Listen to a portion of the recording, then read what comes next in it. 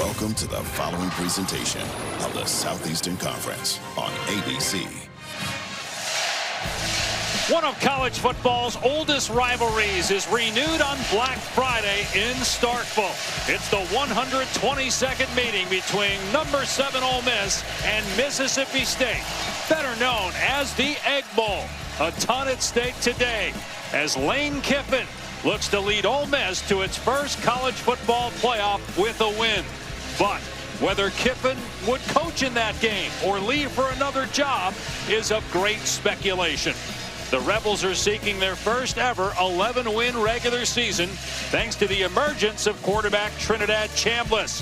Mississippi State looks to play spoiler and become bowl eligible as true freshman Kamario Taylor makes his first start for the Bulldogs. But the game has been overshadowed by the rumors about the immediate future of Lane Kiffin. With more, here's Marty Smith.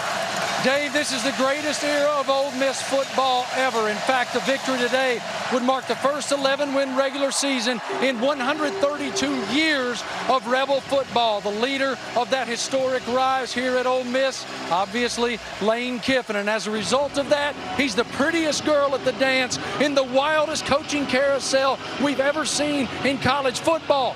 Florida wants him. LSU wants him. Ole Miss wants to retain him. 1 week ago, Ole Miss Athletic Director Keith Carter released a statement.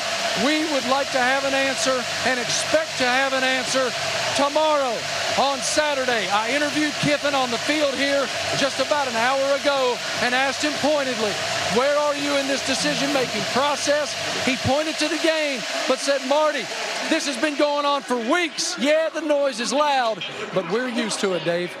And obviously, Marty, we'll be talking about that throughout the entire day. Dave Pasch, Dusty Dvorak, Taylor McGregor. All right, Dusty, as a player, what's your mindset? You're going into your rivalry game, and you're dealing with all this outside noise. Well, it's very simple if you're a player for Ole Miss. It's one singular focus, and it's to win this game. When this season started, this team came together. They had hopes, aspirations, dreams of playing in the college football playoff for a national championship. You win today, you see those achieved, and it's about leadership. And we talked to the quarterback, Trinidad Chambliss, this week. He took to social media and he talked to this football team and he reminded them, we cannot allow this to be a distraction. We have to stay focused, we have to stay locked in, and we cannot let this take away from what we've done in the position we're in here today. It's arguably the biggest game in modern history for Ole Miss, with a playoff spot at stake as they face their arch rival. And the man himself, Lane Kiffin, will join Taylor McGregor live when we come back to Starkville.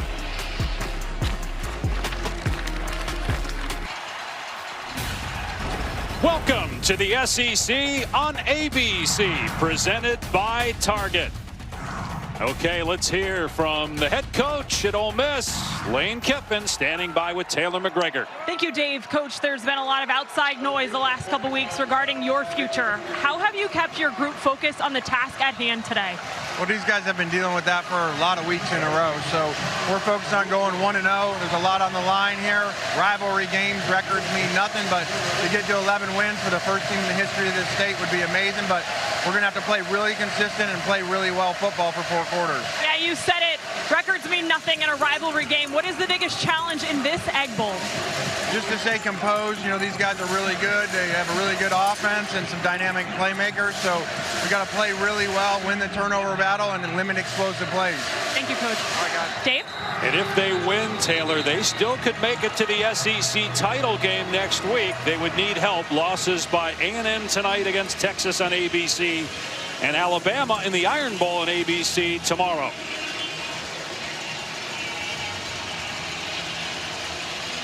Ole Miss won the toss and elected to receive.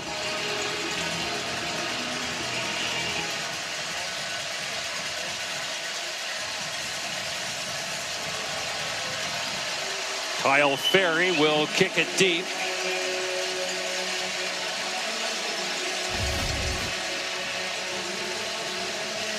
Isaiah Hartrup is the deep man. Texas A&M is in the SEC title game of the win. So is Alabama. That's why the Rebels need to win and get help. It'll be a touchback. And Trinidad Chambliss, who was the backup to Austin Simmons to start the season, Got his first start in the third game against Arkansas, and the Rebels have not looked back. He's a transfer from Ferris State, where he won a Division II national championship last year. Since his first start, he's third in the country in total offense, and he's down to his third jersey. Lane Kiffin told us that both of the jerseys that he had in his locker room were stolen by Mississippi State at 1 and 3 in the morning today. And on first down, Chambliss throwing, and it's caught by Wallace. And it's a gain of 2. Only adds to the rivalry with stealing the quarterback's jersey, and Chambliss has been nothing short of sensational. You see the ball jump out of his hand as a thrower, an excellent runner, and very difficult to defend. And here is Lacey, who's been one of the best backs in the country, and he's hit hard at the 29-yard line. That was Brandon Jennings, and that would be huge for Mississippi State if they can stop Lacey. He's 6th in the country with 1,136 yards. Well, Jennings lowers the boom, but Isaac Smith back with this team. First contact, great to see him in on that tackle on this opening possession.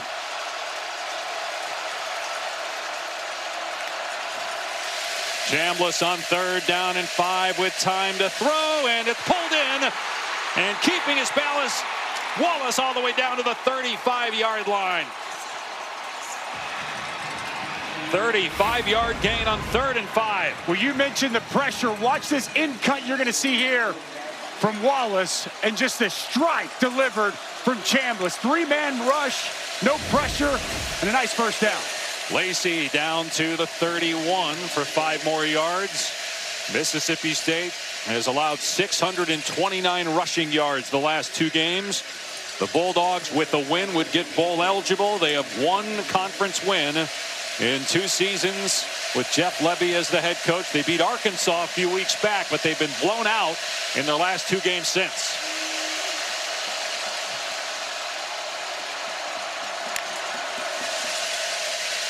Here's Lacey again, trying to get the edge, and does.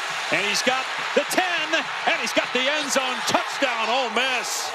A 32-yard run, Lacey's 20th rushing touchdown. That leads the nation.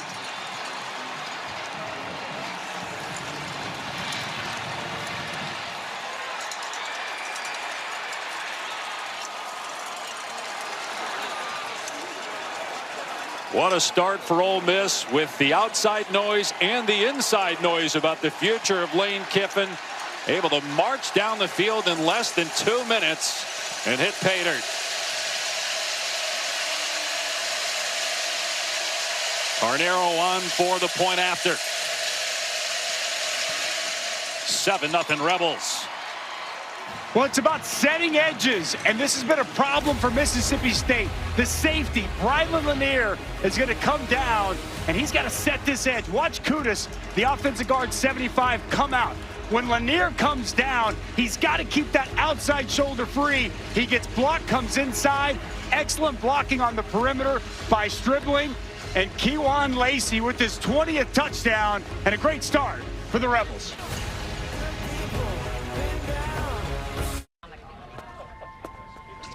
Thank you.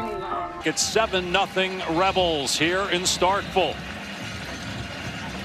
Ole Miss has won 2 straight Egg Bowl games, 4 of the last 5. Won 2 straight here at Davis-Wade Stadium.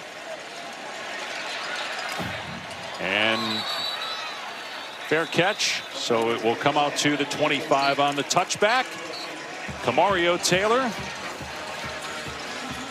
Oh, because he dropped the ball, he muffed the kickoff, so it's going to stay there. So terrible field position for Camario Taylor at the 3-yard line. The true freshman, highest-rated quarterback recruit in school history. He's played in 9 games. He's accounted for 9 touchdowns, 3 rushing touchdowns against Georgia. Jeff Levy told us yesterday it was hard to bench Blake Shapen, who had started 36 straight games. But right now, Taylor gives us the best chance to win.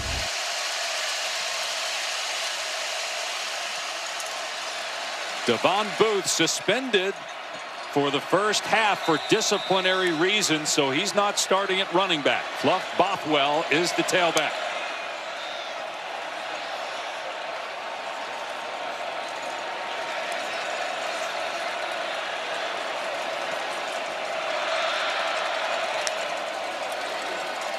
Bothwell hit at the 1 and a loss on the play. Will Eccles, who's been so good all year, was in the backfield first. He has been the most consistent of these defensive linemen all season. Just stout inside. Really good job staying square, being disruptive, and making that play. Taylor throwing, and it's caught at the 20-yard line by Brennan Thompson, his 48th catch on the season. He's number 2 in the SEC in receiving yards. Well, that is a confidence-building throw for Kamario Taylor to complete that, and a nice chunk explosive play on this opening drive. Bothwell up to the 25, a gain of 5. Our impact players brought to you by Chewy. Well, we just saw one. Brennan Thompson from Mississippi State on the catch. It's as explosive a receiver as there is in the country. Isaac Smith, who was taking the locker room for Mississippi State defensively. Suntarian Perkins, and we've already seen Kewan Lacey with that 20th touchdown in their opening drive. Ole Miss defense so improved the last few games, and getting the first down is Kamario Taylor. Coaches say he's very intelligent, understands the offense extremely well, has great intangibles. He's put on about 30 pounds. He's 6'4", 230 since arriving here in Starkville. He'll throw, and across the middle, it's caught. And it's Traore, the tight end, all the way down to the 39 for a gain of 30. Well, watch Traore just work his way in the middle of the field, and Taylor has time and fires a strike over the middle. Nice job after the catch by the big 6'4", 235-pound tight end, and a big play. Good job by the umpire to duck, as well as that was a bullet thrown by Taylor. Bothwell gets the carry, runs out of real estate on the right sideline, pushed out by Andrew Jones, a gain of just a couple. Well, early accuracy, quick decision-making, and you see the ball jump out of the hands of the young freshman quarterback, Kamario Taylor. You mentioned his size earlier, Dave, 6'4", 230, and he is a weapon as a runner, physical, downhill, and best believe that's going to be a big portion of this game plan for Jeff Levy at Mississippi State. It's from Macon, Mississippi, about 30 miles south of here. Bothwell can't find a hole. He is swallowed after a gain of 1 by true freshman Andrew Maddox. It'll bring up 3rd down and long.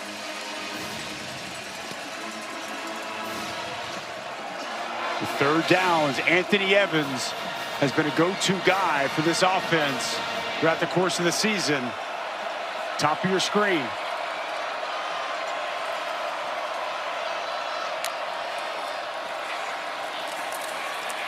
Taylor throws to the left, and Thompson makes the defender miss to get the first down all the way to the 25-yard line. Don't know if he picks up that first down, if he doesn't make that defender miss. But a fresh set of downs. How about the pocket presence here of Taylor? Bodies around him. He's just cool, calm, collected. Delivers that ball with good accuracy, and you touched on it, Dave. How about that? Puts him in a spin cycle, makes him miss. An excellent job after the catch, and a really good start by Brennan Thompson. Jeff Levy said FTS, feed the stud. And the top of that list was Brennan Thompson for here today. Back to the ground game. Eccles grabs the running back. Fluff Bothwell after a short gain. Just a very good answer here on this drive. When you think about muffing that kick, getting the tackle for loss, backed up inside your own 2-yard line, and to put yourself here right outside the red zone. It's an ideal start here for Kamario Taylor at his first start. Taylor off the left side with room. Inside the 10. And Taylor's in for a Mississippi State touchdown.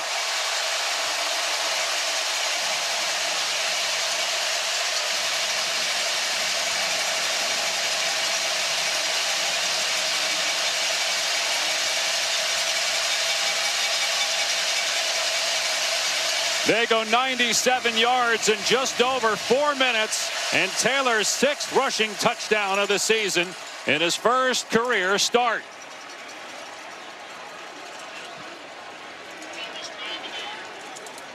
Longest drive of the season for the Bulldogs. And again, Jeff Levy said, please reset the game clock to 8:50. when we met with him last night. Thank you. But he didn't harp on it a lot with the team because he didn't want to embarrass Blake Shapen, who's been such a good leader and teammate. But he did feel that the move to go to Taylor energized the locker room. And you could really see it on that opening possession, along with the skill set of Kamario Taylor on full display.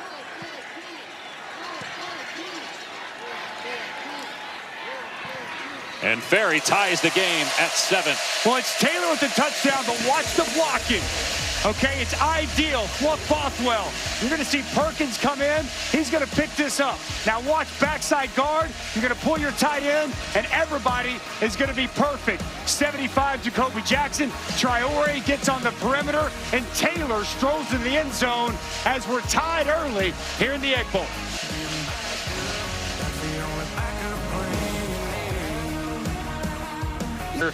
The rematches are next here on ABC. Georgia Tech from Mercedes-Benz Stadium, and then Texas A&M. Unbeaten, number 3 in the college football playoff. They are in the SEC championship if they can beat Texas. But Arch Manning playing much better of late. Might have something to say about that.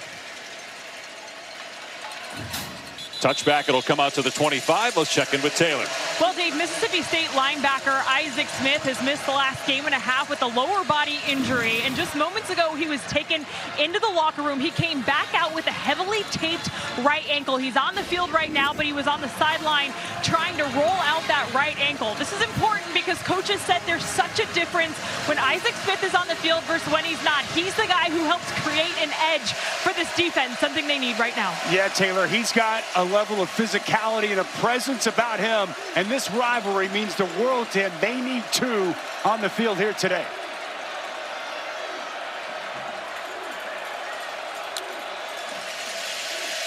Chambliss rolling out, and a diving catch is made for a first down by Trey Wallace. Spent 4 years at Penn State.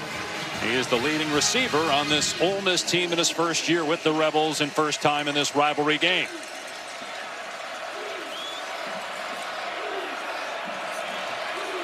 Three catches already for Wallace, 45 on the year.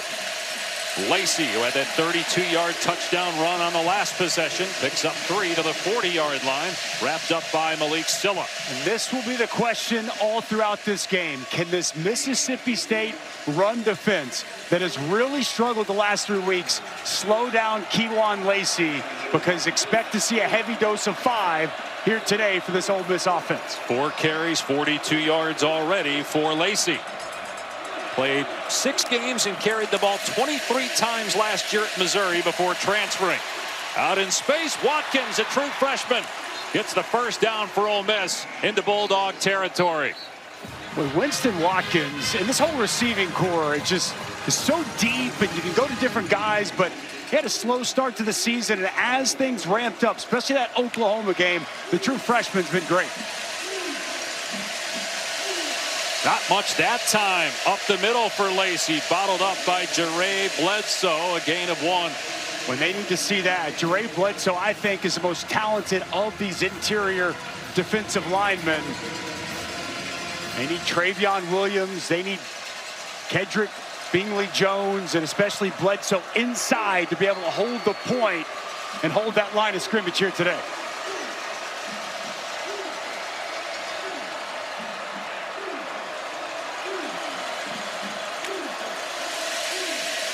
Lacey off the right side, trying to cut it back, and he gets smacked. Big hit by Zachary Tillman. Gain of 1, 3rd and long. Well, this is what you're looking for. Watch Tillman come over the top and lower the boom. This is what they need. Nice job setting edges, forcing the cutback, and Tillman coming downhill, making a big hit on Keelan Lacey.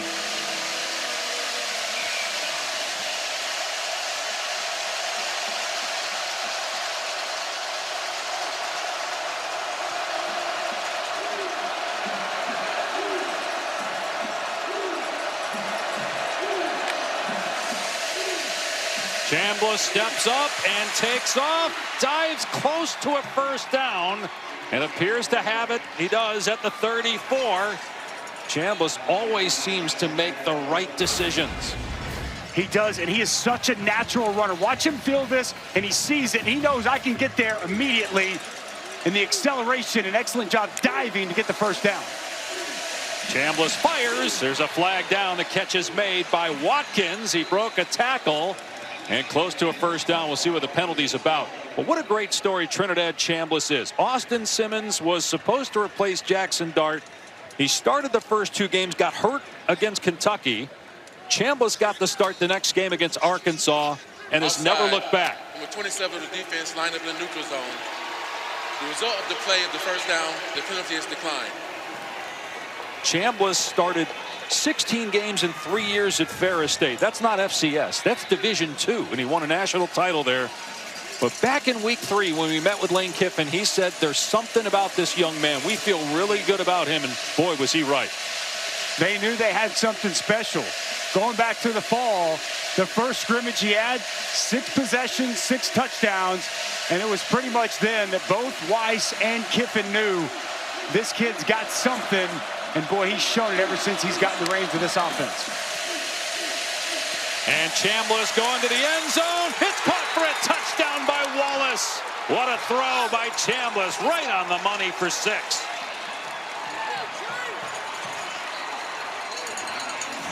I mean, you cannot throw it any better than that. And Trinidad Chambliss has been perfect here today. 6 of 6 so far in this game. A big 3rd down conversion and an absolute dime delivered there to Trey Wallace. Talked about that leadership. And Trinidad Chambliss told us they've been laser focused. Boy, he looks like he's been laser focused with the preparation and execution so far in this game. And we asked him, have you guys addressed the noise with Lane Kiffin? Have you talked to Coach Kiffin? He dismissed it. He just said, we are focused on winning this game. And that certainly looks the case here in Starkville. It's 14-7. Ole Miss trying to get to the college football playoff with the victory.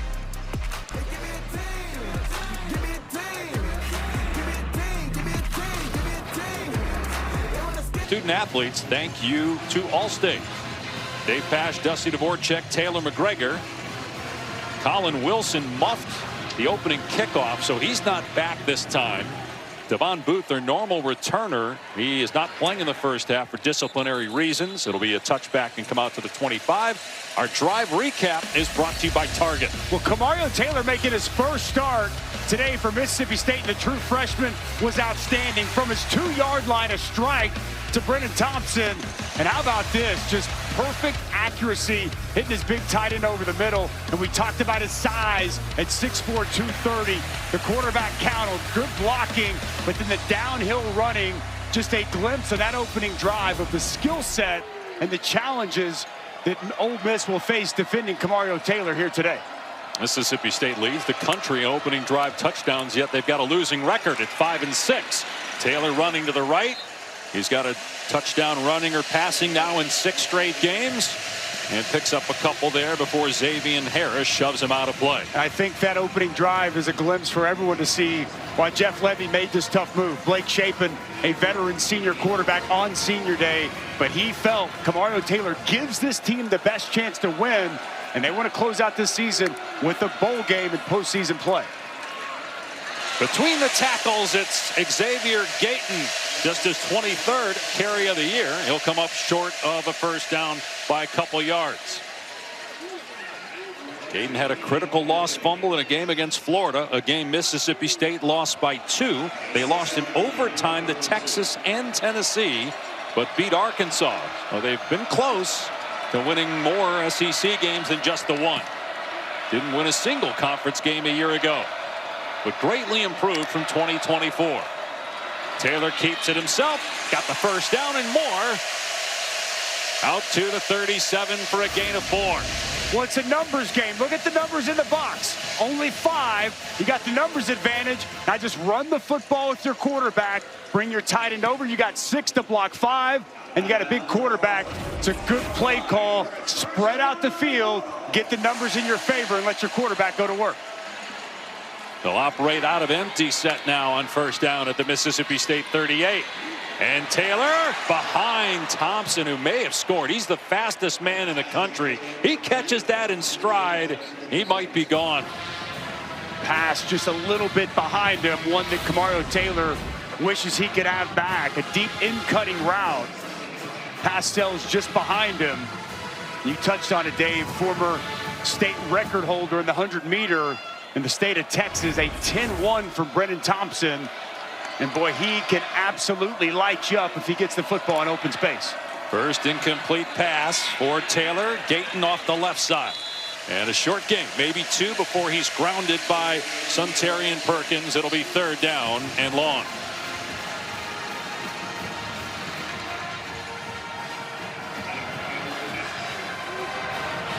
Mississippi State picked up a big 3rd down on the last possession. In fact, they were 2 of 2 on that opening drive on 3rd down before scoring. Taylor, and nobody home. Receiver run a deep route. The ball was thrown towards the sideline. That's Brennan Thompson down at the 10-yard line of Ole Miss, so it's going to be a punt. Yeah, Brennan Thompson, Kamario Taylor on completely different pages. He was expecting a comeback route on the outside, and Brennan Thompson just continued to run vertical the entire way. Conversation I would hope would be had over on the sideline between quarterback and wide receiver.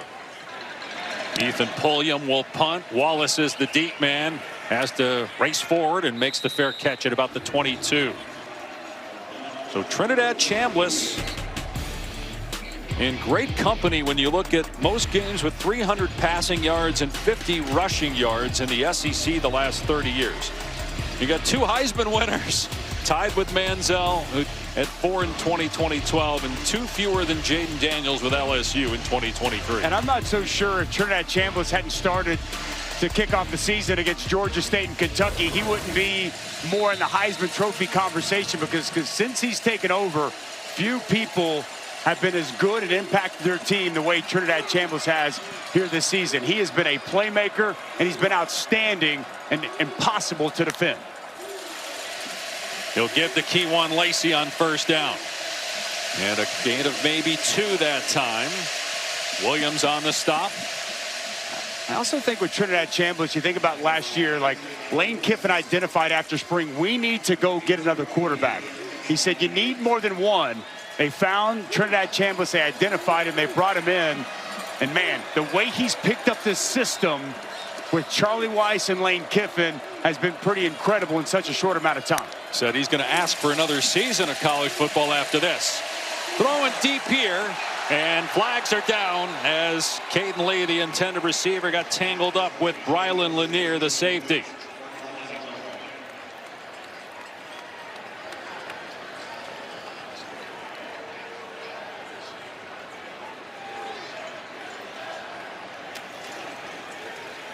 Pass interference. Defense, number 3. 15-yard penalty. Automatic 1st down. Yeah, Lanier knows. I mean, he's going to have Caden Lee just running down the field, going to run past him, and he just wraps him up and holds on. Very easy call for the officials, and Lane Kiffin likes what he's seeing so far from this offense. Can Mississippi State get a stop? They're going to have to get multiple ones to have any chance of winning this game. As good as Ole Miss's offense has been, you think about it, the one loss they had was at Georgia. They scored 35 points in that game. They actually led Georgia in the 4th quarter by 9 before the Bulldogs came back to win. Off play action, Chambliss on the move, and he hits Lee in the open field for a 1st down all the way to the 40 of Mississippi State. That's a 21-yard gain. I mean, whether it's from the pocket, it's moving to his right, the accuracy on the move and playmaking ability is off the charts here early in this game from Chambliss. Lacey, downhill run, picks up about 4. Give credit not just to Lane Kiffin, but also Charlie Weiss, the play caller, for how they've worked with Chambliss to get to this point. And Kiffin told us this week, I knew he'd be good. It was handling the situations like in Norman when they went and beat Oklahoma, because again, he's been playing in front of small crowds at Ferris State. Now you're playing against Oklahoma on the road and having great success. Just nothing phases him as Lacey hits 4 more, bringing up 3rd and 2. Let's check in with Taylor. And he told us there were nerves before his first start against Arkansas, but it was after that game he realized I can play in the SEC, and his confidence has continued to grow. Sky high right now, as we're seeing in his first taste of the Egg Bowl here in Starkville.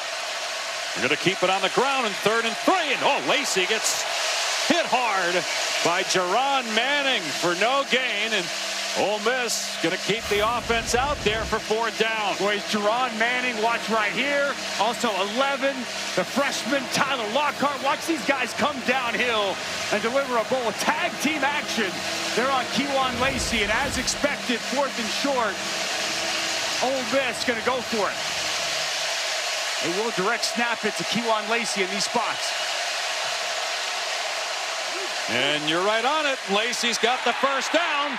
And a touchdown saving tackle by Lanier at the 23-yard line. Ole Miss is now 18 of 28 on 4th down this year.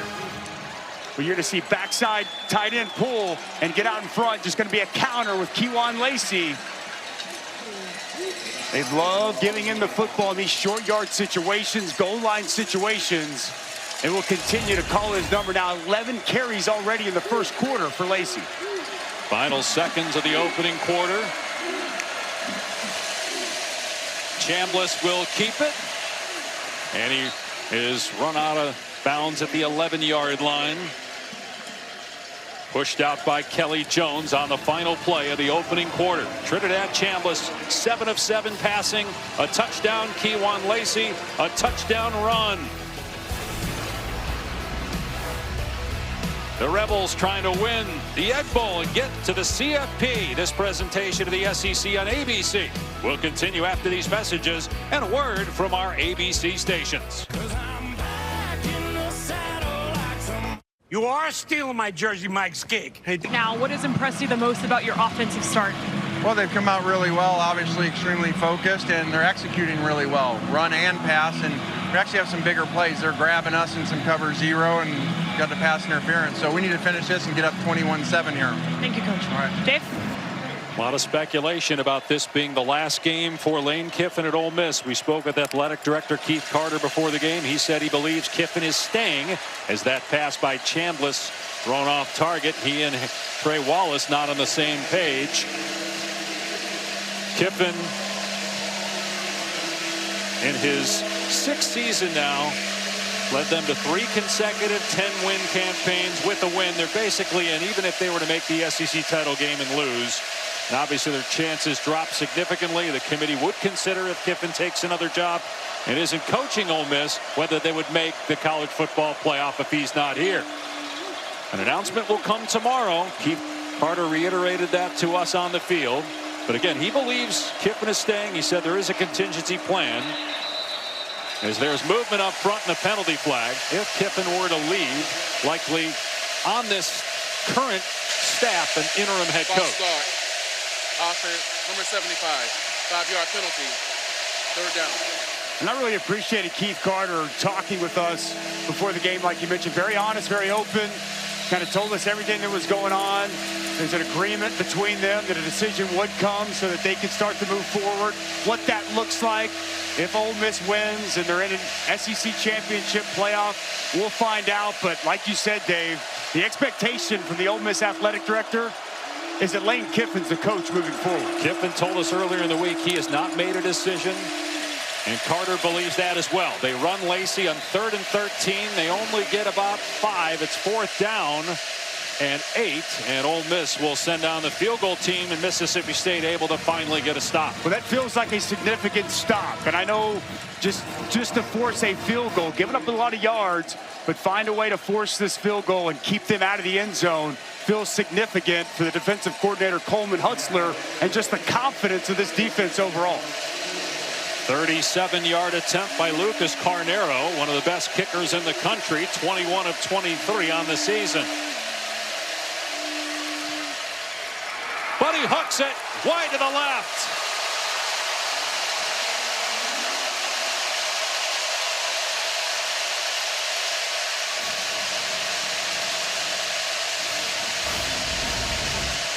Well, the snap looks good. The hold gets down, and he just pulls it. Wide left, a rare miss for one of the best kickers in all of college football. Now Kamario Taylor going to get the ball with a chance to try to tie this game up. Just the third miss all season for Carnero. Jeff Levy loves it. That's what they need, something to feel good, positive. A defense can go over there and look at each other and start to build off of that. And now we'll see what this offense does after the defense gets a stop. 36 rushing yards and a touchdown for Taylor. He's in trouble on first down, able to escape. Get back to the line of scrimmage and up to the 22. Should have lost a handful. Instead, he gained 2 yards. Well, this is part of it. I mean, that play had disaster written all over it, but this offensive line has struggled all year. And the tackles for loss, the sacks, they've continued to mount, and that's a part of this, why Taylor gives them a better opportunity with an offensive line that's had their issues. Yeah, Shapen would have been set. No question of that play. Taylor breaks free at the 40. Taylor still going. And finally run out at the 40 of Ole Miss. Well, they continue to get the ball in the perimeter. This time it's 10. Cam Ball, the tight end that's going to get outside and help lead the way. Both tight ends, Traore, Cam Ball, and that speed and downhill running on the perimeter from Kamario Taylor. 39-yard gain. He's already got 77 rushing yards on the day. Taylor throwing, it's tipped, and it is picked off. It was deflected by the tailback, and then Uman Mielen gets the interception. So it was tipped twice by a D lineman, then off the fingertips of the running back and into the arms of Uman Mielen. Well, it's going to be Will Eccles inside. Shuts his pass rush down, gets his right hand up. Watch him work inside here and really do a nice job getting right in this throwing lane and getting the initial deflection of this football. Right hand's up, then it's off the hand of Bothwell, like you mentioned, and a huge interception for Uman Mielen to get their offensive football back. Just a tough play there. Eccles with the deflection. Bothwell tries to grab it. The old tip drill. And Lane Kiffin's fired up from his defense, getting a takeaway. First interception from Taylor. And they're able to move the ball at will against Ole Miss so far in this game. They've got 153 yards of offense. 198 on offense for Ole Miss. Chambliss on the run, flips it downfield, and just off target. Intended for Wallace, who had a step on Isaac Smith. And Trey Wallace just been a really good addition to this receiving corps. Several additions. Dejon Stribling, Deuce Alexander, all these new faces. They had to revamp, retune this receiver corps, and well, they have been really good. And the quarterback does an excellent job spreading the football around, but a rare miss there down the field. Play action. Chambliss overthrows Watkins, so that is now 3 consecutive incompletions for Chambliss after he started 7 of 7, and it brings up 3rd down and 10. And that pass just sails high. Good coverage there from Manning. Pass high, and boy, how big would this be if Mississippi State, after the turnover, could get a quick 3 and out.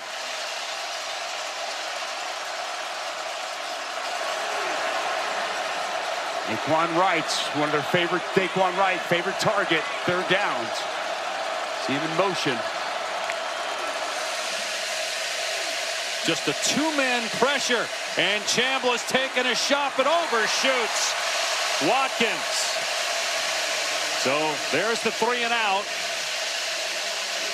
Mississippi State will get it back. Boy, Trinidad Chambliss just off here because he's got what he wants. Winston Watkins going to run a deep post, and he gets the safety. Isaac Smith turned around, and this pass just sails clear of his wide receiver.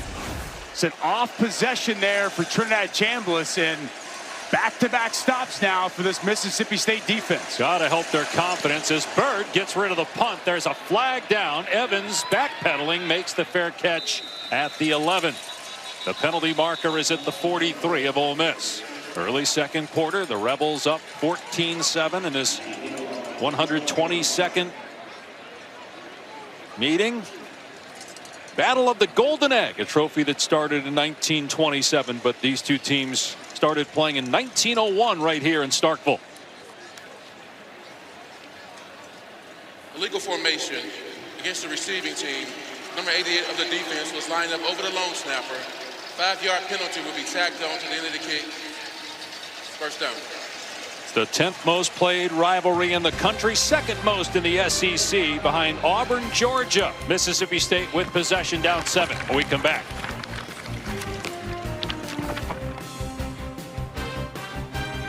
The Triple Treat Box is back, so you can holiday as hard as this guy. Look who I found on the roof. What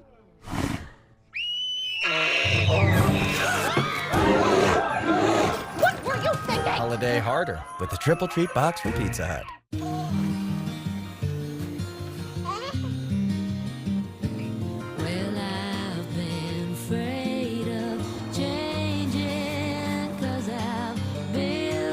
Hold on to every memory this time of year. And make it another December to remember. Because the greatest measure of the season is how it makes you feel. The December to Remember sales event. Get offers on select models. Every single day, you know, the usual mom stuff. All right, so you're going to tell me where we're going now? Absolutely not. Why? I'm not telling you till you get there. No, I'm telling you.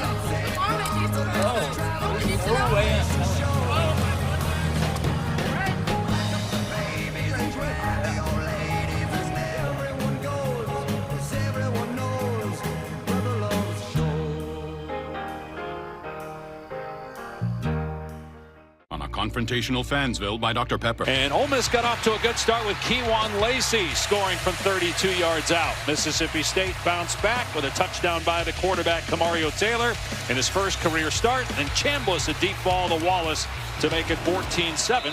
Mississippi State back on offense at its 12-yard line. A turnover by State on its last drive. They run Bothwell here, puts his head down and picks up 2, tackled by Wydett Williams. Ole Miss playing for a spot in the college football playoff. If they can win this game, still a chance, albeit would need a lot of help to get into the SEC title game. And the Bulldogs trying to get bowl eligible. Taylor in trouble, gets away from the defender. There's a late flag thrown, and Taylor slides at about the 26-yard line.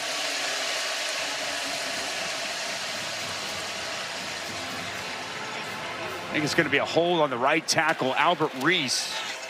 Holding. Offense. Number 76. Half the distance to the goal. Second down. Well, Cam Franklin throws his arms up, and I think it draws the attention of the official, draws this flag.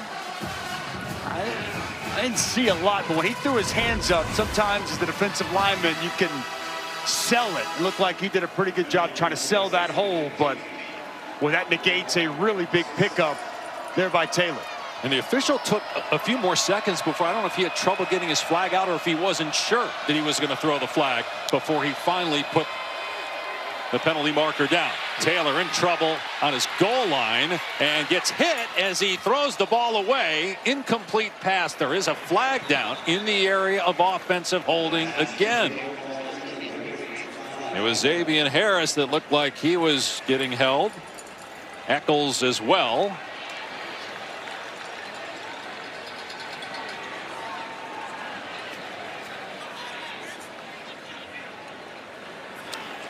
Lane's going to decline it. Holding. Offense number 72. That penalty is declined. Third down. Would have only been half the distance to the goal, so you certainly understand Kiffin declining the penalty. It'll be 3rd and 16. Dangerous spot here for a young quarterback, probably throwing from his own end zone. Turned it over, albeit not his fault, on a tip pass on the last possession.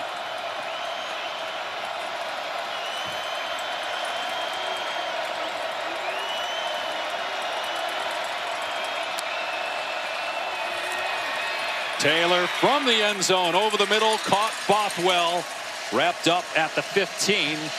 A gain of 9. That will give the punters some breathing room here. That's if they punt it. The offense is on the field. They got to punt the football. Yeah, you got to punt the football. It took Jeff a little time there, Levy, before he sent them out. He did go for it against Missouri a couple weeks ago inside his own 25. I think a little bit too early in a one-score game to be going for it inside your own 20. But a good stop for Ole Miss, a defense that has been much improved here the last 4 or 5 games of this season. William, a line drive right at Wallace. Fair caught at the 37. Let's take a look at this week's college football playoff bracket brought to you by Capital One.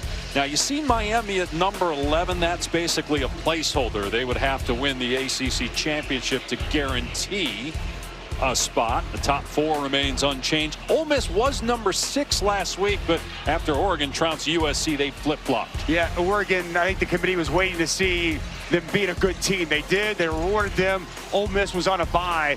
And there's just so much up in the air today, tomorrow. What a weekend of college football. This is as good a weekend, rivalry week with all the rivalries, the games that are at stake for conference championships, for playoff spots, as good as I can remember here today and tomorrow. Lacey can't slip a tackle on the edge. Tripped up by Smith. And this is what we've got coming up for you next on ABC. It was a classic last year, an 8 overtime game that Georgia won, and then you got Texas trying to spoil A&M's unbeaten season tonight. And a great lineup for you tomorrow as well on ESPN and ABC. Lacey to the 40, a gain of 3. It'll be 3rd down and 6. When Isaac Smith is flying around out there, and we talked about his presence, about his physicality. Watch him come downhill, lower the shoulder once again, and just let Kewan Lacey feel it. Love what I'm seeing from Isaac Smith here in this first half. Dad Reggie played at Ole Miss, so he knows all about this rivalry going back to his childhood.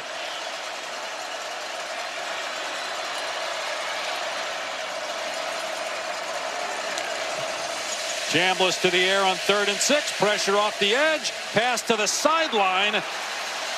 And out of bounds. Intended for Caden Lee. And it's 4th down and 6. And Ole Miss will punt again. Well, boy, it's 3 straight stops now for Mississippi State.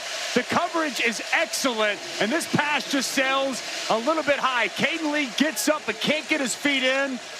And Mississippi State's found something here defensively against this Ole Miss offense. Well, Chambliss is 1 for his last 6 after a 6-for-6 start. Evans has the football on the fair catch at the Mississippi State 14. Lane Kiffin's Rebels up 7 in this rivalry game. An ice cold Coca-Cola is perfect, but only at Sonic can you get a free Coca-Cola that's perfect for you with endless flavors like cherry, vanilla, jalapeno, coconut, and cream. Create a Coke your way, any size, any flavor, free for a limited time, only at Sonic. We wanted to make foods using unique ingredients, things like kelp. Shopify provided us this platform to sell our products to anyone around the world. We're Barnacle Foods, and we're powered by Shopify.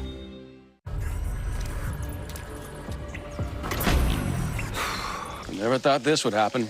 We got you. When disaster threatens to put production weeks behind, call the team prepared to be there in minutes. ServPro, like it never even happened.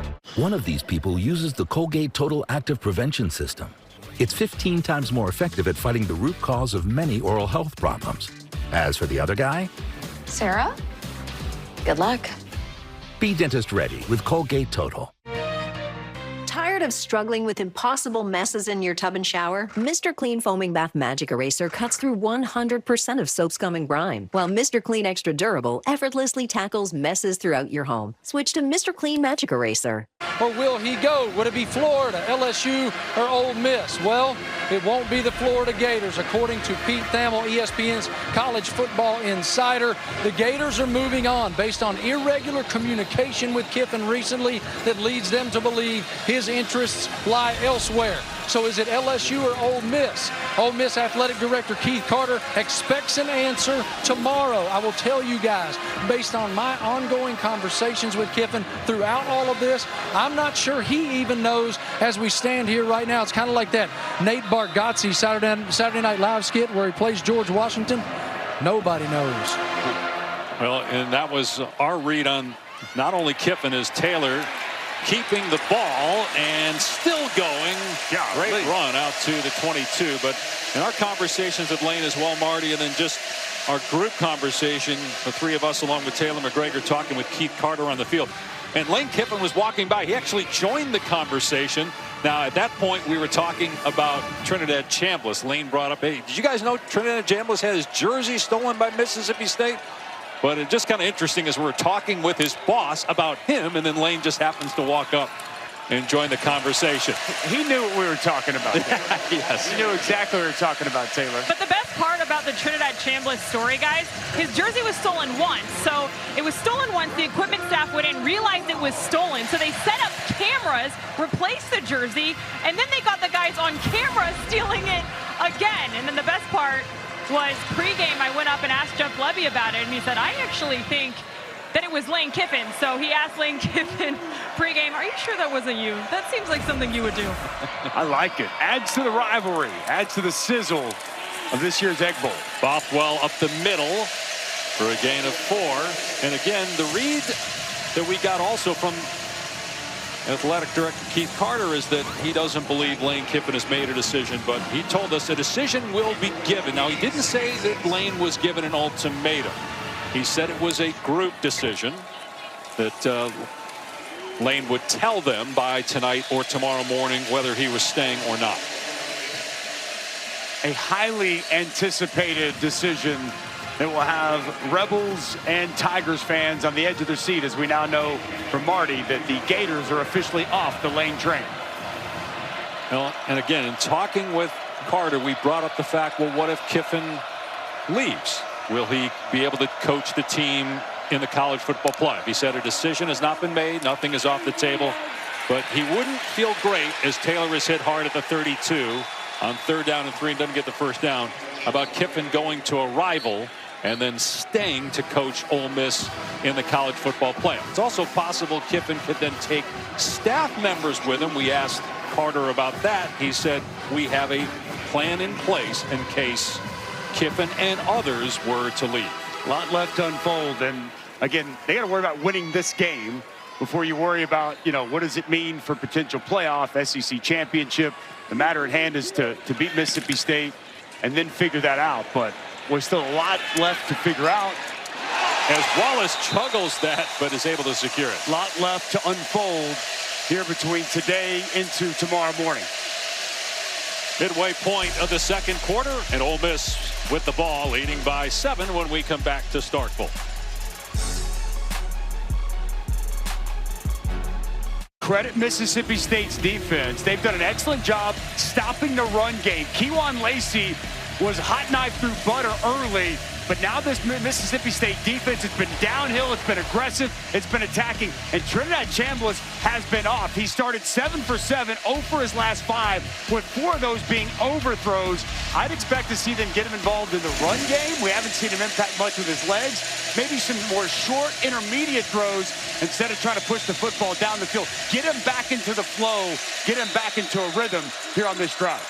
That was Coleman Hutzler, the defensive coordinator for Mississippi State, holding them to 10 yards here in the second period. Chambliss on the move, a short dump off to the tight end right, but he gets only a yard on the play. Flying to the football was Mitchell and Smith. Well, Isaac Smith is all over the place, and as expected, just a short, easy throw. See him make a completion.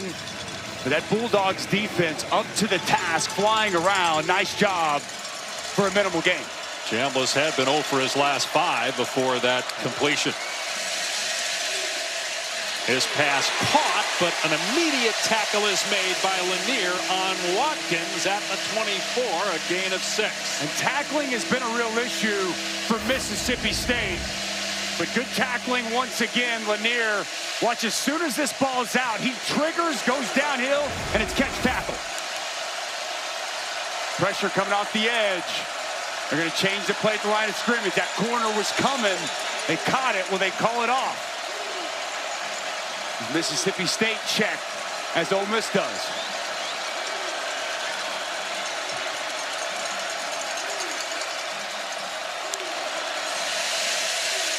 Chambliss with time, checks it down, and it's a first down and more for Lacey. A gain of 15 to the 39-yard line. Well, few people in the country make defenders miss like Kewan Lacey, and you'll see it on this third down. Lanier's going to come downhill, and he's hugging air. Little hesitation, sidestep, and excellent yards after the catch. And a big first down from Kewan Lacey. 25 catches now for Lacey. He's a good receiver out of the backfield. Again, barely played at Missouri last year, transferred to Ole Miss, and is now a finalist for the Doak Walker Award.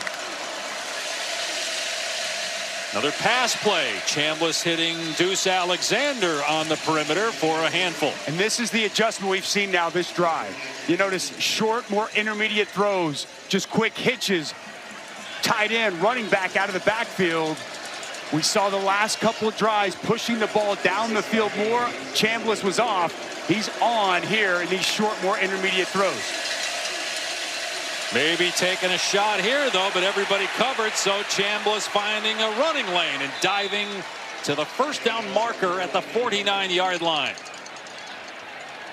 A new set of downs as we're inside 5 minutes to go here in the second quarter. Ole Miss with all of its timeouts and the official 2-minute timeout as well. That's just making things happen. Not much down the field. It's a muddy pocket, just patient, and he finds a little space to move the chains.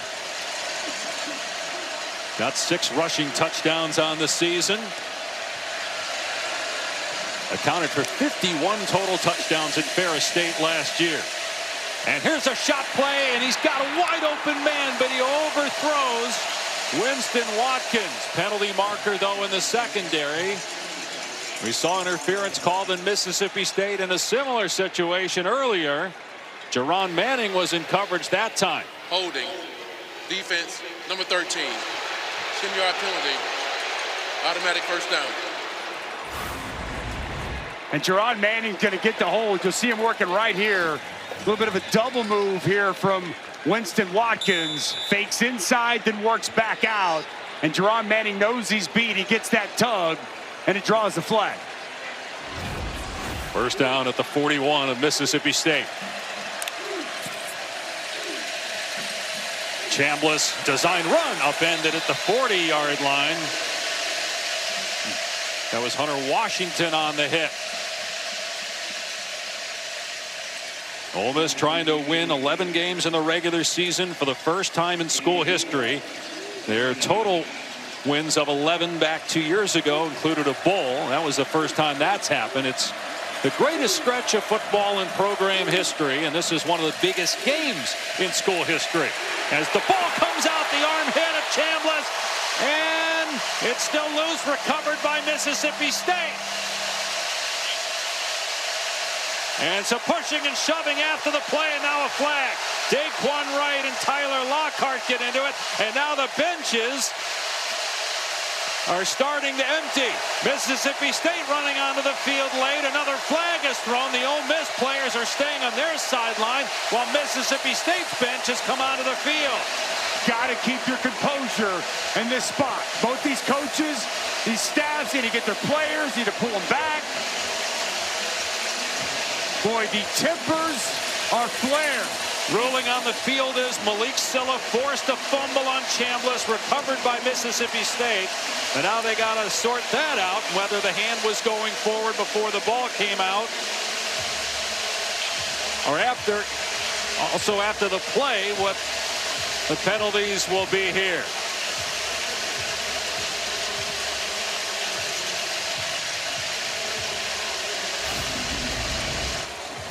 Let's first look to see if this is indeed a fumble, or was the hand going forward? Tough to tell from that angle.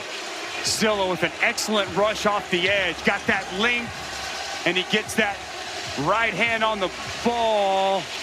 Was it knocked free there by the helmet? By the defense. Well, let's bring in Matt Austin while they sort this out. Matt, what did you see? Yeah, Dave, I think this is going to be ruled a forward pass. It looks to me like the hand is coming forward. There's a nice view from behind with the hand still in control of the ball. So I think this is going to be overturned to an incomplete pass. All right, they will look at that in a second. First, they're still sorting out the penalty flags thrown post-whistle.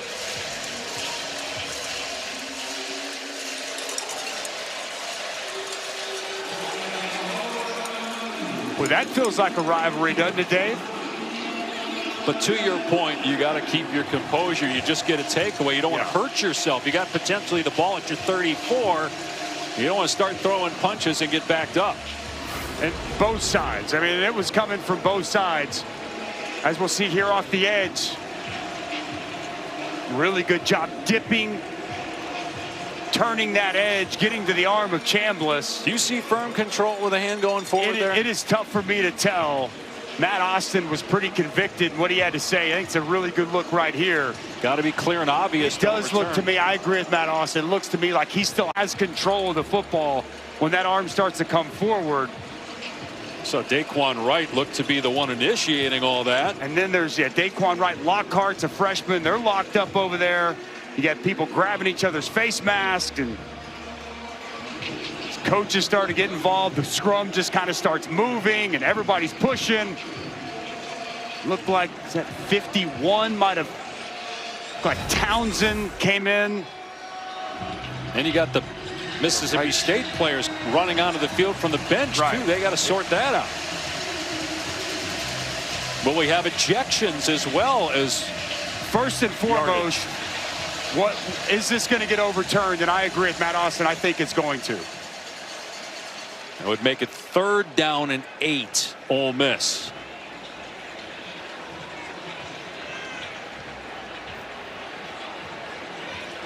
Ball was around the 39 of Mississippi State.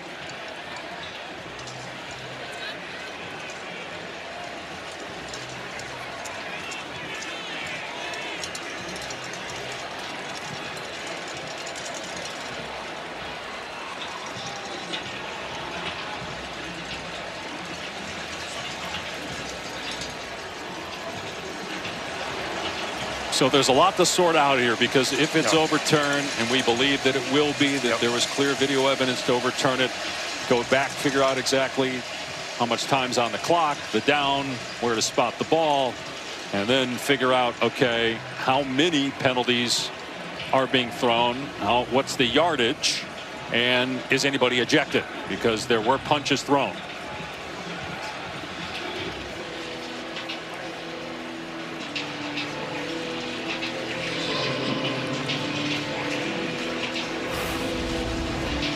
Take a look again at the scrum. See any? I mean, you can't really tell much here, Matt. I mean, how do they determine this, Matt? In a situation like this, how do they go back and determine what penalties get assessed? Is an incomplete pass. After the play, personal fouls, number 11 and number 51 of the offense. Personal foul, number 8 of the defense. Those fouls offset. 3rd down. So no ejections there. There were punches thrown. Matt, you surprised that nobody got kicked out? We saw punches there. Well, replay can help with punches, and it's really hard to tell what's a punch, what's kind of a slap to the face. The one thing that concerns me is normally these would be unsportsmanlike conduct penalties on all the players, because that puts a counter on every player, and if something happens again, then they're ejected. To go with personal foul, that's like, offsetting fouls and nothing really happened, and there's no repercussions moving forward. So I would have liked to see unsportsmanlike conduct penalties. Well, I like the fact that nobody's assessed any negative penalties. I mean, because to me it was just a bunch of pushing and shoving. Everybody got all amped up. Adds a little bit of drama here. Oh, the other replay looked like Isaac Smith threw a punch and missed, and Daquan Wright threw a punch from that first angle that we showed you. But offsetting penalties, replay overturns the fumble, so an incomplete pass, 3rd and 8 now at the 39-yard line. Chambliss back to throw, flips it downfield, incomplete, and no flag. Watkins covered well by Manning deep. And it's 4th and 8. Well, this time Coleman Hudson's going to dial it up. We're going to bring pressure here, and then pressure from all the way in the back. And it's going to force this pass to be slightly overthrown. Good job by Nick Mitchell getting there. And the coverage is there down the field. There was a flag. We did not see a flag thrown, but Mississippi State's declining it. It was against Ole Miss. And so it is 4th down and 8. And another punt coming up. It's been a long time since Ole Miss has been stopped in a quarter. I mean, they've done nothing offensively this period after a terrific first quarter. 4 straight possessions now. Going to yield no points for this Ole Miss offense. In the first 2 drives, they just had their way with Mississippi State. Oscar Bird trying to pin Mississippi State deep. And it takes a huge hop and into the end zone. Oh, my goodness. Ole Miss had a player down there. TJ Banks was waiting for it on the 1, but it scoots into the end zone for a touchback. This was set up to be perfect and had Mississippi State pinned on the 1 and just terribly misplayed by TJ Banks. Let's take a look from the progressive pylon cam as Banks settles in and just completely misplays this football and allows it into the end zone. What a huge break for Mississippi State. But now can the Bulldogs take advantage? They have been able to move the ball against Ole Miss, but they turned it over when they got inside the 40. The last couple possessions, they've had to punt the football. They have 3:07, all their timeouts, and the official 2-minute timeout to work with. And true freshman Kamario Taylor making his first start.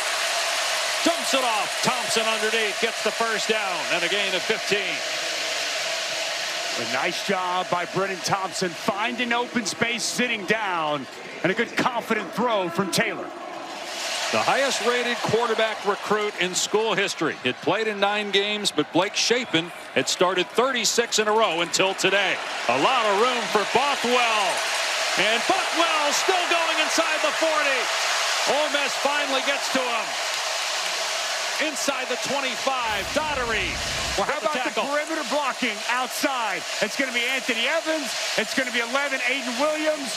And then the tight end, Traore, is the lead blocker and sets Bothwell up for that massive chunk run, Dave. Gain of 43 for Bothwell. Transfer from South Alabama. Seeking his 3rd 100-yard game of the season. No room to run this time as he gets flattened at the line of scrimmage. Maybe 1 yard on the play. This staff loves Fluff Bothwell, and he had a very good start to the season, and then he's banged up. He missed the Florida game. He missed the Texas game. He's back fully healthy, and you got a glimpse of what he's capable on that big run. That 43-yard run, the longest of the season for Mississippi State. On the cusp of the red zone, looking to tie it before halftime. We'll get you ready live from Atlanta, Georgia Tech, Georgia. Right now, we've got Utah in action. Their offense, they've been fantastic. Boog, slim chance to get to the Big 12 championship. Devin Dampier, big play. No doubt. He's 9 for 14, 129 yards and a touchdown. They are throwing the ball today, Kev. J.J. Buchanan in the end zone. 10-7 Utes. Back to you, Dave and Dusty. All right, Kevin and Booger, look forward to hearing from you guys shortly. 2 minutes to go. Each team with 3 timeouts, and Mississippi State near the red zone, down 7, and now outgaining Ole Miss in this football game. Kamario Taylor fakes the swing, now throws it towards the end zone, incomplete. Anthony Evans, the intended target. Wydett Williams in coverage. It is 3rd down and long. We fake that swing screen outside, get the defenders to jump it, and try to hit Anthony Evans. That pass just off the mark. Anthony Evans unable to elevate and bring that in. See the numbers for Taylor. An interception on a deflection. He has got 85 rushing yards and a touchdown.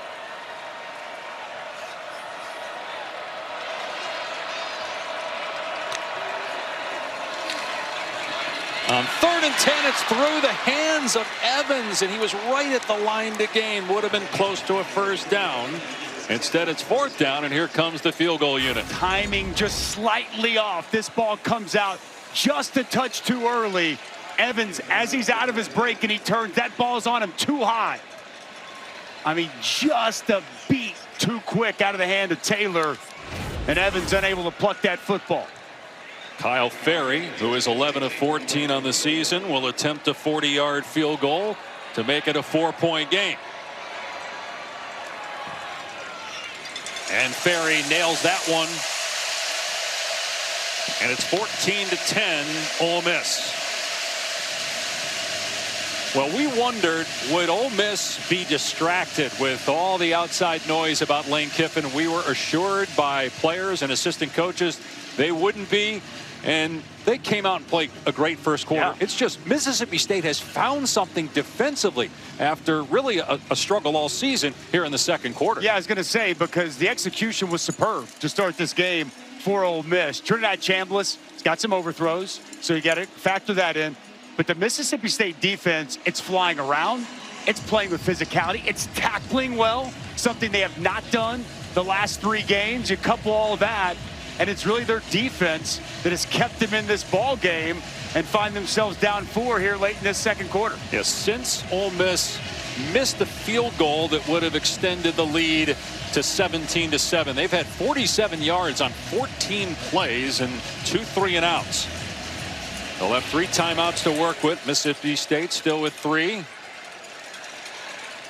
Come out to the 25 after the touchback. Let's take a look at it. Trinidad Chambliss, we've talked a lot about him today for good reason, and it was a great start.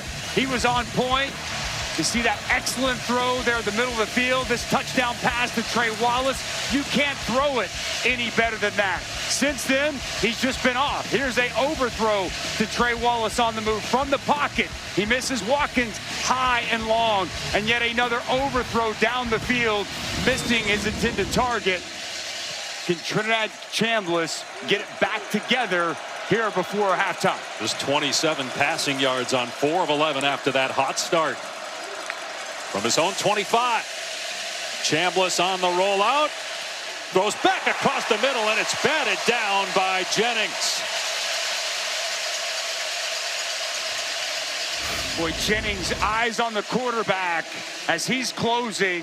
Watch him just do a good job. Get outside, get right in the path of the quarterback, and get his hands up and get this pass deflection. A playoff spot on the line for Ole Miss. A chance perhaps still to play for the SEC championship. They've never been to an SEC title game. That's also on the line. Chambliss off play action over the middle, complete. And a first down to Caden Lee. Last year he was a 3rd-team All-SEC receiver, 57 catches, but his numbers way down this year. But Chambliss going to him a handful of times here in this first half.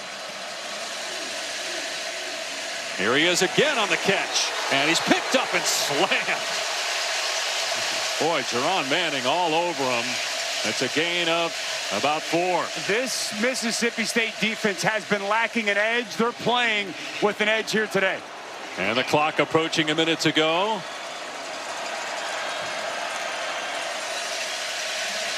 Chambliss, back shoulder fade is caught by Stribling to the 37 of Mississippi State, and a first down with 56 seconds left. We haven't called Stribling's name much. How about the route? Excellent job on the back shoulder. Good job on the adjustment by Stribling, and an easy pitch and catch. Got that size, good route runner, 6'2", Dejon Stribling. 21-yard gain. Another pass play. Underneath to right, wrapped up at the 33, and Lane Kiffin will call a timeout. He has got 2 left. The clock is still running, but Kiffin called for time, so they're going to have to put some seconds back on.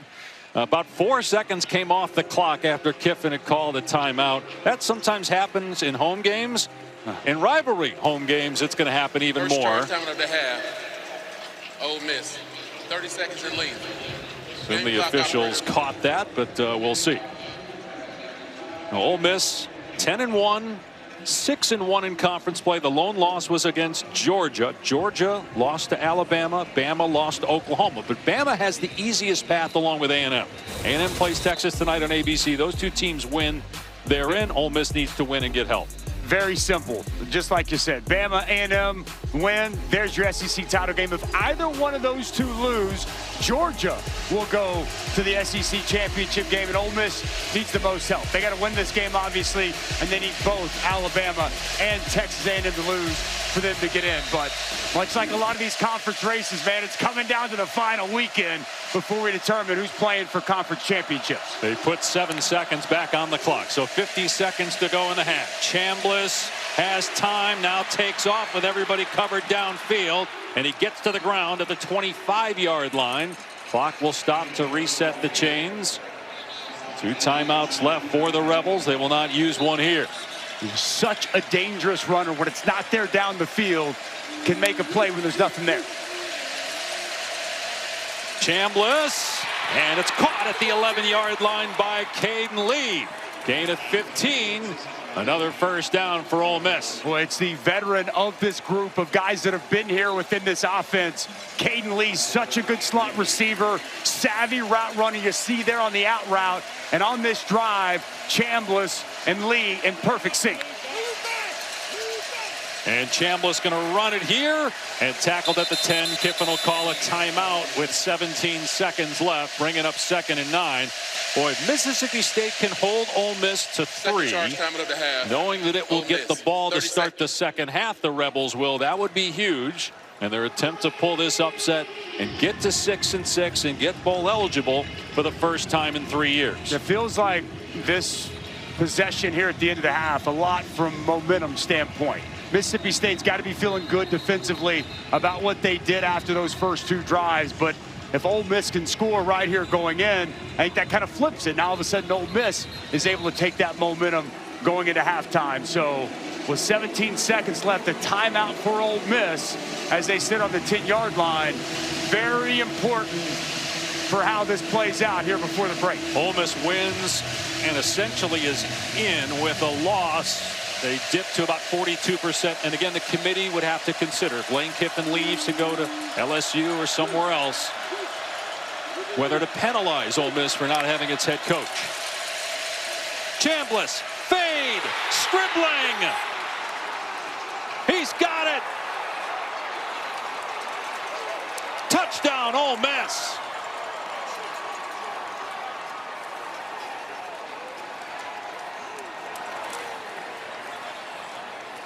Javen Williams in coverage, but what a catch by Stribling. It is tremendous. Watch this concentration going up, and this foot comes down inbounds before he hits out of bounds.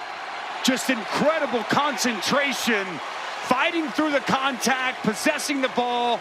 That right foot comes down inbounds. That's just a tremendous individual effort by Stribling. Little push off there that was not called, but he completes the process of this catch, and it's a big touchdown for Ole Miss before halftime. With 12 seconds to go. So Trinidad Chambliss with his 2nd touchdown pass of the game. Stribling, Oklahoma State and Washington State transfers 4th receiving touchdown.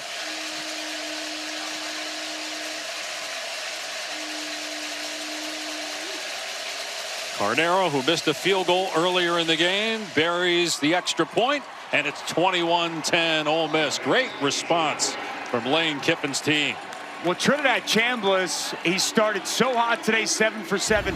Then he really cooled off, and we saw him heat back up here on this final drive. From the pocket, he's got time. Great job by Lacey picking up that blitz. And then go to Stribling, the biggest target outside, 6'2", that back shoulder, easy throw. Caden Lee, we touched on. Great route, good timing there. And then go back to your big target. He's got the size advantage outside. And Lane Kiffin loves seeing that before halftime as his team takes a 2-score lead going into the half. On that drive, Chambliss 6 of 7, 67 yards and a touchdown for the Division II transfer from Ferris State. There are a lot of complaints about the portal, and we certainly get those complaints. But one of the great things about the transfer portal is players like Trinidad Chambliss. There's no doubt. He had no Division I offers. He has to go to Division II, and he does a great job at Division II. He leads them to a national championship a season ago. But he wanted to level up. He wanted to see how he could compete at this level of football, and there have been few that have done it better since he's taken over this offense than Trinidad Chambliss. And he's looking to play one more year. He's going to file for a waiver to play next season. He had a medical red shirt along with just a normal red shirt at Ferris State. At 21, he redshirted. 22, he told us he medically redshirted. And then 23, 24, obviously was a part of that program at Ferris State. But based off what he told us, it sure seems like he's going to have a very good case and more than likely have the chance to come back and play another year in college football. Where that will be, who knows? In 2020, who knows? 5 and beyond. We don't even know where the coach is going to be.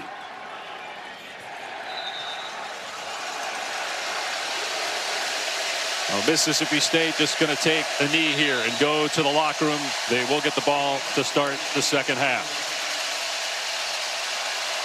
310 yards of offense for Ole Miss, 234 for Mississippi State, and a total of 31 points scored.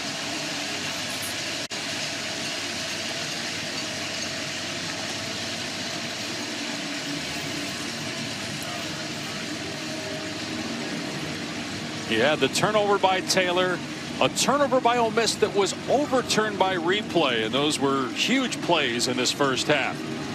And you saw, again, extracurricular activity. I wonder if that's what Lane Kiffin is talking about with the officials. He is now with Taylor.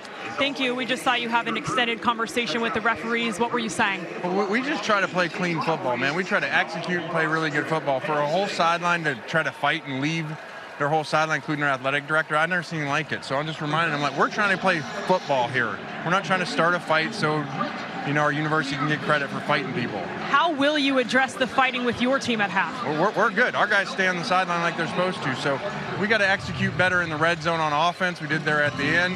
On defense, we calmed down after the beginning, but we need to sustain some drives here and put this game away. Thank you, Coach. Dave? And it's 21-10 at halftime with Ole Miss trying to get to the college football playoffs. First ever SEC title game.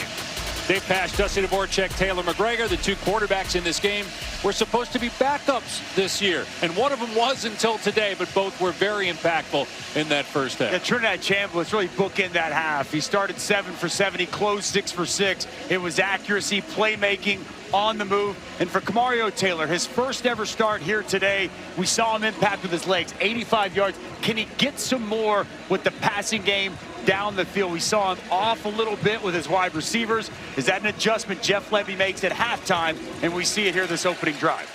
Mississippi State gets the ball to start the second half. Let's check in after the touchback with Taylor. Well, Dave, I can tell you the biggest adjustment that Mississippi State needs to make here today per Jeff Levy is they have to put all of their energy and emotion into execution. He said that has to happen in order to win this second half. He said defensively, when we get one-on-one, we have to make plays. We did that a little bit in the second quarter. They feel like that's what led to success. As for his message to Kamario Taylor, he said, keep playing the way you're doing. Let's settle in, and he would like him to be a little bit more accurate at times here, Dave.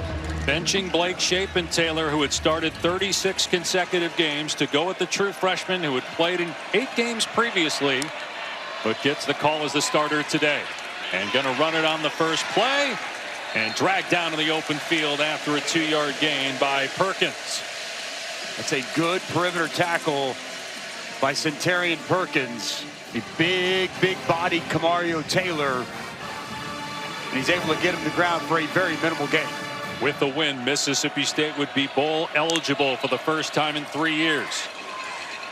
Run play here. Bothwell able to bust it to the outside after the hole wasn't there between the tackles. And he gains 4 yards to the 31. The tackle by Andrew Jones. Third down.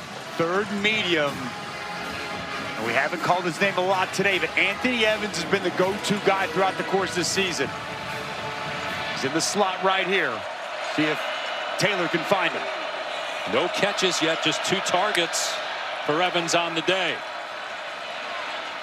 Over the middle, it's Thompson with the first down catch. Taylor reading the defense, going through his progression, and a 14-yard gain. So good, Dave. Spot on. Watch him go through his progressions, start left, work all the way back to the right, and find an open Brennan Thompson for a big first down.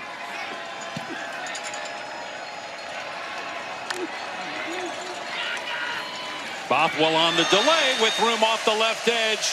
Lost his footing and down at the 48, but that's a 7-yard gain on first down for Bothwell. Well, good job. Cannon Boone, the center, pulls out, gets a nice kick out that opens up that space for Bothwell to get a nice pickup on first down. So much maligned offensive line. Playing better, though, today. Helping the run game and protecting Taylor. On the rollout, Taylor dumping it off to Bothwell and leveled at the 47-yard line. Another hit by Perkins and a short gain. Bring it up third down. Well, last year, Centarian Perkins was more of a designated pass rusher. This year, he's done a much better job being able to tackle out in space. We've seen him twice now with good tackles on the perimeter on this drive. And keep it in Taylor's hands and run the football on this 3rd and short. Got 9 carries for 87 yards. Instead, between the tackles, run for the tailback, Bothwell. And a first down for Mississippi State. Gain of 8. Well, the interior of this offensive line does work here and opens up a big hole for Bothwell as he hits it downhill. They've been able to move the ball throughout the game on Ole Miss, but just 10 points to show for it. The blitz is picked up. Taylor takes off. He absolutely levels Eccles, a defensive lineman, just bounces off of him, but eventually brought down by Daugherty after a short pickup of 2 or 3. You mentioned the pressure. Watch this pressure come. Watch Bothwell go low on Daugherty just to give Taylor a chance to pick up something. Really good job. And blitz pickup there by Bothwell. How about the forearm shiver to the defensive lineman by the quarterback? By the way, Devon Booth is in for the first time. He was ineligible to play in the first half. Disciplinary reasons. Taylor. First down, Traore. Trying to hang on to the ball as Ole Miss looks to strip it. It's a gain of 13. I love the placement of this pass from Taylor. Puts it out in front for Traore to catch it out in front and just be working forward as soon as he catches the football. And good perimeter blocking on the edge. Play 9 of this possession. And not much there off the right side. Maybe 2 yards for Booth. Chambers tracks him down. You know, Taylor said Jeff Levy wanted to see execution. This is a very well executed opening drive coming out of the half for Mississippi State. Booth finds a cutback lane, spins away from a tackler, and down to the 18. Gain of 4. Gushican on the stop, bring it up third down, play 11 coming up. Line change here for Ole Miss, bringing an entire new fresh front 4 in for this big third down. Mississippi State has lost 2 straight to Ole Miss for the last 5. This is the 122nd meeting, the 98th time they've played for the Battle of the Golden Egg. The Egg Bowl trophy starting in 1927. The series dates back to 1901. And a ton at stake. Ole Miss never been to the college football playoff. Almost certainly would get in with a win. Third down, Taylor behind Evans. He could not make the catch, and it ricocheted towards Daugherty, who couldn't make the interception. It's 4th down and 3, and the offense will stay on the field. What do you think of this call? I think you have to, Dave. I think that they know they've got to score. Touchdowns are what they need to be able to handle Ole Miss. I know you say, well, he's going to change his mind. He's going to kick the field goal, try to get it to a 1-score game. A little surprised. Jeff Levy typically very aggressive, but he's going to try to take the 3. It's awfully early, though. You make this here, you get it to a 1-score game, and it's a 36-yard attempt for Kyle Ferry, who made one from about 40 earlier, and this one is good. So back to a 1-possession game. Trinidad Chambliss' first snaps of the second half coming up after a brilliant opening half here in Starkville. The first Ram Fight song was a hit, so I'm back with a sequel. bald eagles, fireworks, F-16s. Graham loves college football and big freaking screens. Fight songs, footballs, blackout rims. Always bet on the team with Hemi and Jen. With best in class, race diesel torque, we can hot tub at the tailgate and eat more pork. Who asked for a sequel? Terry did. Nothing stops college football. Nothing stops Ram. Sometimes the best beginnings. The 122nd Egg Bowl. Go back to 2019. Matt Corral and Elijah Moore bring it to within a point, but then Elijah Moore does that with no fire hydrant in sight. It's a 15-yard penalty. The extra point, no good, and Mississippi State wins by 1. What did he do? As a play-by-play voice, how do you describe what Elijah Moore was doing there? No words are necessary, Dusty. And pictures tell the that story. Situation. What a great rivalry, though, this Egg Bowl, man. There's been so many moments, so many big games. And obviously this one going to be one of those. We've got the Trinidad Chambliss jersey being stolen, not once but twice. A little scrum going on. And it's Lane Kiffin situation, everything surrounding this game, and obviously SEC championship game. College football playoff, a bowl game for Mississippi State. So much on the line, so much at stake here today, Dave. All on Black Friday. Is Lane Kiffin for sale? Might take 16 or 17 million to get him. I thought Black Friday you get deals. That doesn't sound like much of a deal, Pat. Lacey getting to the outside. Stiff-arming a defender at the 39 for a gain of 14. It was Kelly Jones out there trying to tackle him. How about the vision here by Kewan Lacey, and see the jump cut. He's just so light on his feet as he finds the open space, and then that burst to get a big gain. Nice stiff arm there on Kelly Jones. 89 yards now for Lacey, in trouble here in the backfield. And able to get back to the line of scrimmage. Grounded by Tillman, but no gain on the play.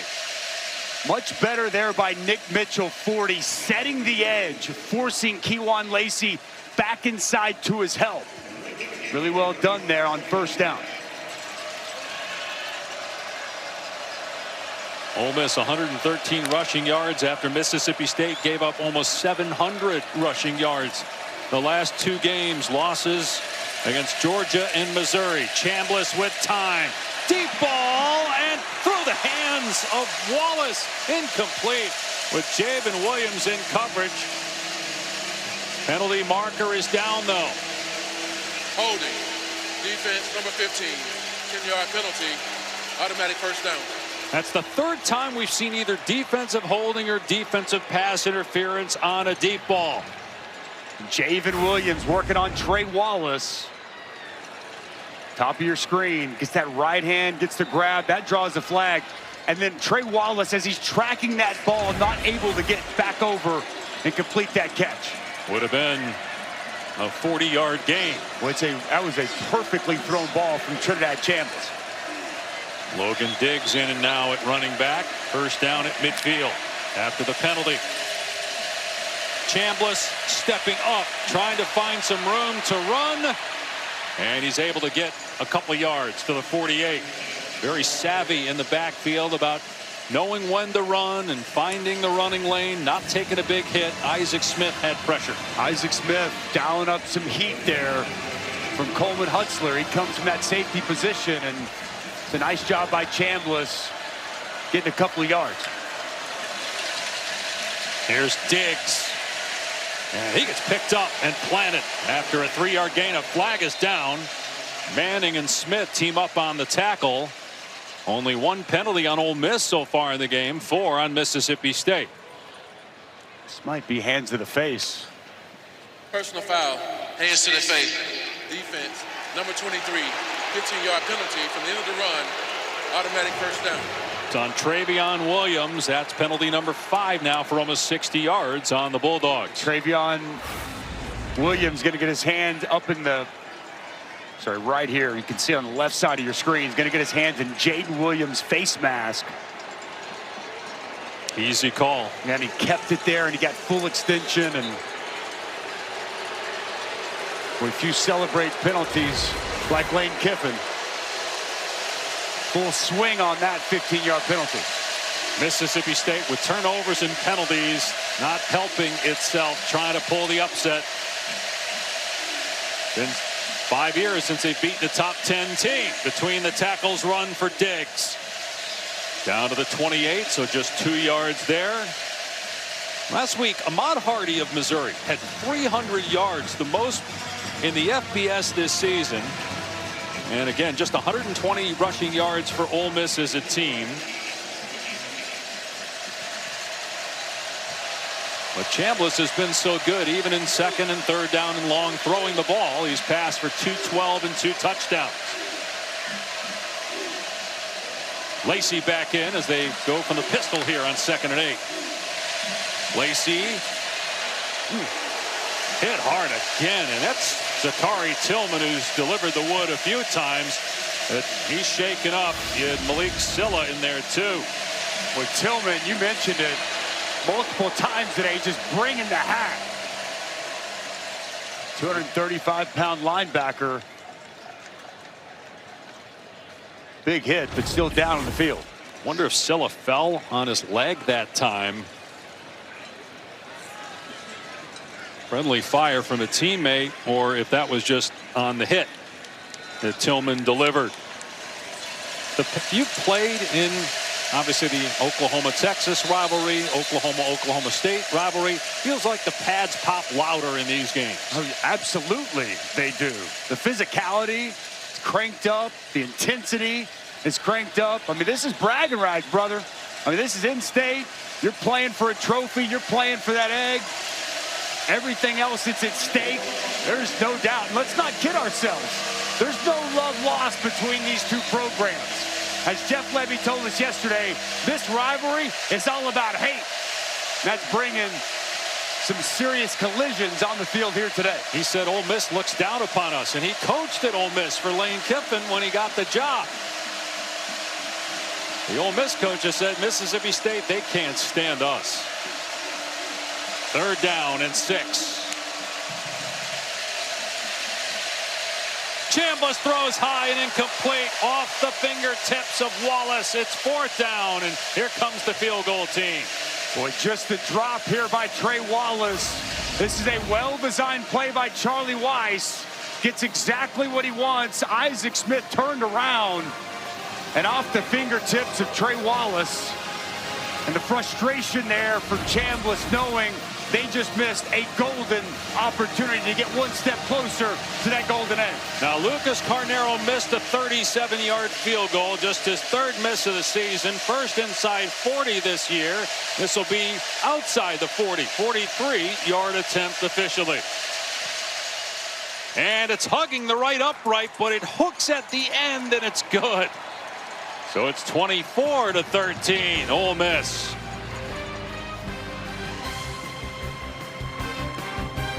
Kiffin's decision regarding his future, you have to consider the journey from the Raiders to the University of Tennessee, Southern California, on and on, all the way here to Ole Miss and all the drama that came with it. But you really have to consider the last 4 years, starting with the 2021 Outback Bowl. He told me after that victory, he looked at the pictures and he said, man, I was so fat, I looked like one of those anaconda snakes that had the food lodged in its throat. That brought about change. What started with no red meat and no sugar turned into sobriety. And with that for him came tremendous fulfillment and emotional clarity. He told me, I'm so grateful I made those changes so that my father, Monty, an icon in this game, could see the very best version of his son before he passed, Dave. Yeah, that was about a year ago that the great Monty Kiffin passed away. Going to be a touchback after Gayton secures it inside the 5. 3 straight 10-plus win seasons. First time that's ever happened at Ole Miss. And Marty talked about how he improved himself. His image has been greatly improved. And if he were to leave and ends up not coaching this team, should they make the college football playoff, he would be the subject of a lot of criticism, of course, and might do damage to that image that he worked so hard to improve. Yeah, but to Marty's point and what you were saying, just mentally, physically, he's in such a good place in his life. He's proud of where he's at, and well, he's doing a great job here with this program. Taylor in trouble and dragged down for a sack back at the 22-yard line. That was Deshaun Womack, his second sack of the year. Deshaun Womack coming off the edge on the outside. Haven't seen a ton of pressure here throughout the course of the day. The walls just come caving in on Kamario Taylor. Taylor with room and out to the 29. Just to finish up on what we were talking about there with regard to the image of Lane Kiffin. And talking with Kiffin this week, he told us he is not sure yet what he's going to do.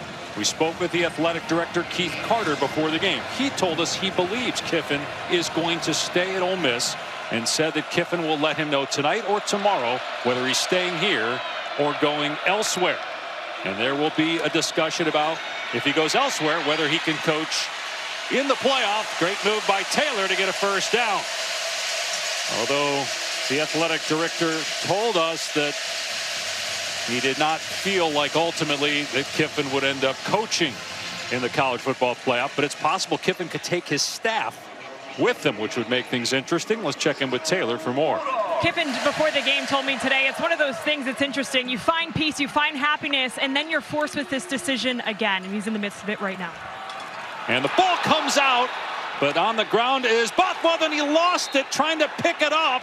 He got it back, though, at the 30-yard line. It was Womack that stripped it. It's going to end up being a loss of 7. But Bothwell is very fortunate. When the ball is on the ground, you got to get on top and secure the football. He kind of just nonchalantly went to gather and pick this up, and he is very fortunate that he's able to get this ball back. Comes back on top of him. Wait, disaster averted there in that situation. And Taylor, to your point, you know, wise man once told me, don't mess with happy. Lane Kiffin sure seems very happy where he's at right now. Where will he be come tomorrow? Everybody can't wait to find out. Toward the sideline, the catch is made. And stepping out of bounds is Boot. Go ahead and finish your story, Taylor, because I know you were going to touch on what happened 3 years ago with Lane. Well, it's been business as usual for Lane Kiffin. The hot yoga started a couple years ago, and this morning, 6 a.m., bright and early with family, he continued that. And so it's one of those things where he feels like he's in a good spot, but also there's the allure of other programs. So it'll be interesting what unfolds tomorrow, Dave. Well, you mentioned earlier about what happened one time. That was in 2022. He was flirting with Auburn, kind of in the same situation. Ended up staying, though, obviously, here at Ole Miss. Taylor on the move. Got rid of the ball here and throw it away, and he does. Getting outside the pocket. And that was 3rd down and 10, though, so now it's 4th down, and they will have to punt it, trailing by 11 late in the 3rd. Big stop there for that Ole Miss defense. Kamario Taylor just running out of real estate, moving to his right. Nobody comes open down the field. And their defense going to have to answer the bell and find a way to come up with a stop.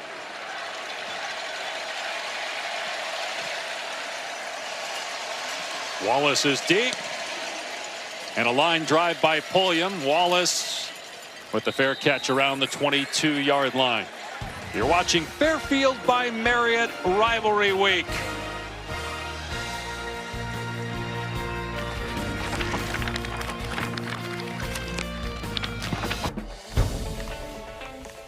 Hey, Coach. Great W technique. It's a process to win, and winning is a process. And one coat for the win. That's how I roll. Good one, Coach.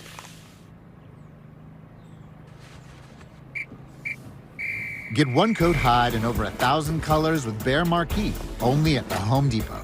No weak spots in my coverage. And now for a weather update. The polar vortex is bringing a lot of snow.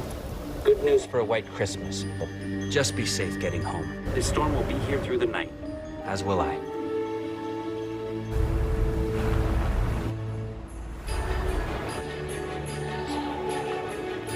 The greatest measure of the season is how it makes you feel. The December to Remember sales event. Get offers on select models.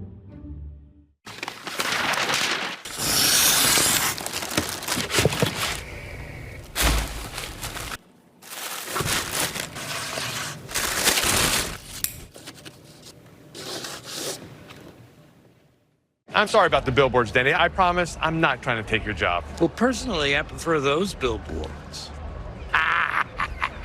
Did anyone ever tell you you're a tad bit vindictive? All the time. Make Jersey Mike's a game day thing. A sub above. $4.99 per month for a year. Disney Plus and Hulu Black Friday deal.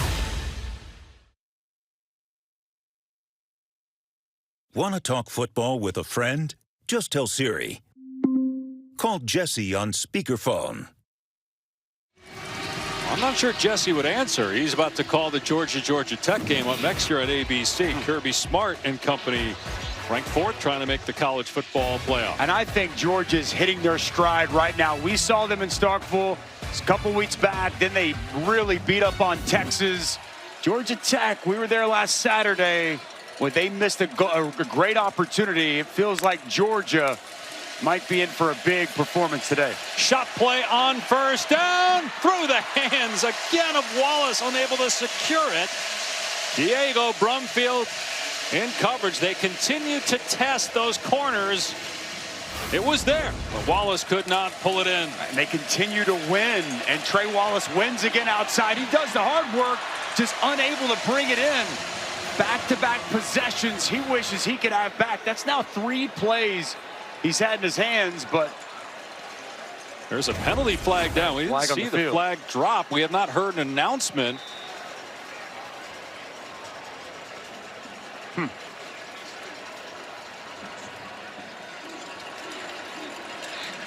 Now again, there was no announcement made by the referee, but a penalty on Mississippi State. First down and 10 on the Ole Miss 33. Lacey out past the 45 to the 47. There's another flag. We're being told that the last play was defensive holding on Brumfield, who was covering Wallace. Let's see what this flag's about. Only 1 penalty on Ole Miss so far. Offense, number 8. 2-yard penalty. First down. That's on the tight end, Daquan Wright. Well, it feels like, and maybe that's why Ole Miss went for the kill shot, that if they're able to get in the end zone on this drive, they can be very much in command of this football game, with Mississippi State's struggles so far to get into the end zone. Try to push it to a 3-score game. It would definitely feel like be quite a bit of distance between these two teams. It has been a real struggle today for these defensive backs to keep up with these wide receivers of Ole Miss. Countless penalties we've seen called here on these Mississippi State defensive backs. 6 penalties in all on Mississippi State. Chambliss bottled up. That was a nice play by Calvin Dinkins in the hole to make the hit after a gain of about 4. But it's Jamil Burroughs who's going to make this play. Watch the big man just get vertical and disrupt everything that's going on inside. Good job just holding the point by Deakins.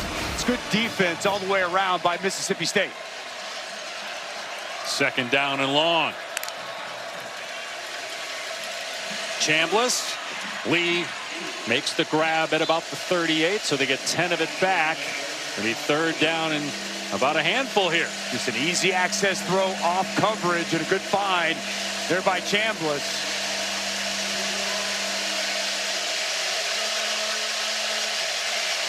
This trips package up top. Watch him try to create something coming out of that. Or an easy throw for Trinidad Chambliss. They're 1 for their last 7 on 3rd down after starting 2 for 2. Chambliss pass in traffic is caught for a first down by Stribling. That was a dart thrown by Trinidad Chambliss. And it's out of that trips bunch, the top receiver. Watch him just work up to space. And you mentioned it. This ball comes out quick and comes out clean with tight coverage around Stribling.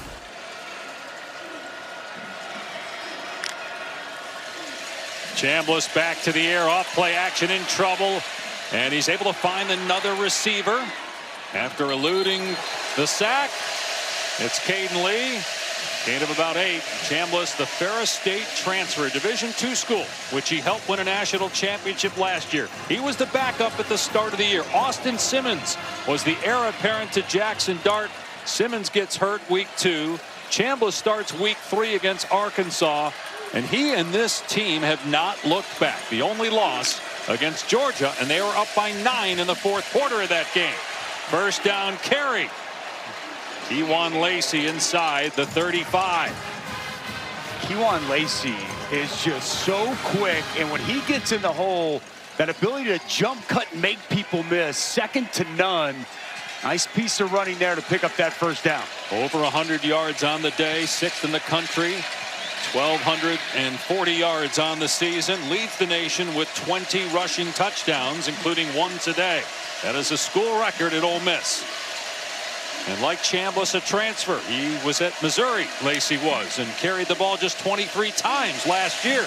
Leads the SEC in carries this year. Here's another one. He's hovering around 250 attempts on the season, and he gets 5 yards. Like so many of these weapons, Dave, on this Ole Miss team are transfers. Stribling a transfer. Harrison Wallace a transfer. Deuce Alexander. It's kind of been the method to a lot of the success we've seen for Lane Kiffin, replenishing pieces via the transfer portal. They don't have to snap it here. And they will not. That's the end of the third quarter. 24-13. This presentation of the SEC on ABC will continue after these messages and a word from our ABC stations.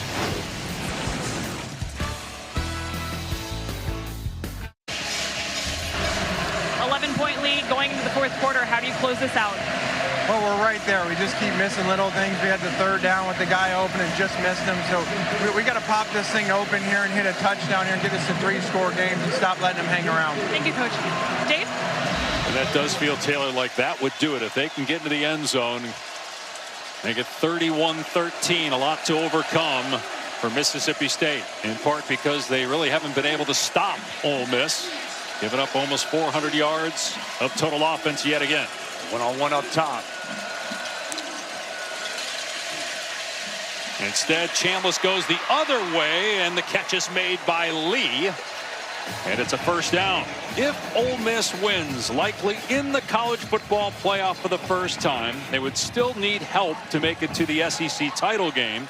Mississippi State looking to get bowl eligible for the first time since 2022. A&M and Alabama would both have to lose if Ole Miss wins for Ole Miss to get into the SEC title game for the first time. No running room that time for Lacey. Also would be the first ever 11-win regular season in Ole Miss football history. Really just an unbelievable run we've seen here under Lane Kiffin. 3 straight 10-win seasons. Never happened in the history of the program. 4 out of 5 10-win seasons. The only other 11-win season was in 23 under Lane Kiffin. And now they're trying to make it 11 wins. And the regular season just really illustrates the job that he's done at Oxford with this program. And try to win their 3rd straight in Starkville for the first time since the 1960s. Backing up is Chambliss, and his pass off target intended for Lee, but he had to rush that throw as he had some pressure from Bingley Jones at his 3rd down and 10. They needed that pressure. There hasn't been a ton of pressure on Chambliss today, but Bingley Jones able to come off the edge, and that time Chambliss off his back foot. Pass sails wide.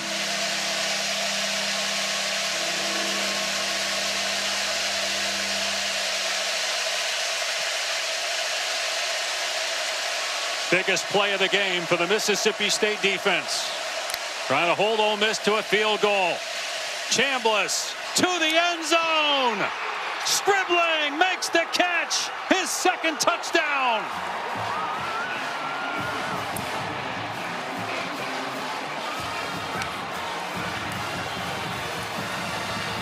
I mean, this pass is well placed, but the catch, the concentration and the adjustment by Stribling, contorts the body, high points it, and that foot is inbounds with complete control. And the 2nd touchdown reception here for Dejon Stribling. But an outstanding job in man-to-man coverage, working on Brumfeld. And it's Trinidad Chambliss with his 3rd touchdown pass of the day. And that was on 3rd down and 10. Well, the Ole Miss coaching staff knew it in training camp that if something happened to Austin Simmons, as the extra point is good, they felt very comfortable that Chambliss would be very good. What they didn't know is how he would handle playing in big games in big moments after playing at a smaller school and now in the SEC. He has handled the road beautifully, doing it again here in Starkville with 3 touchdown passes.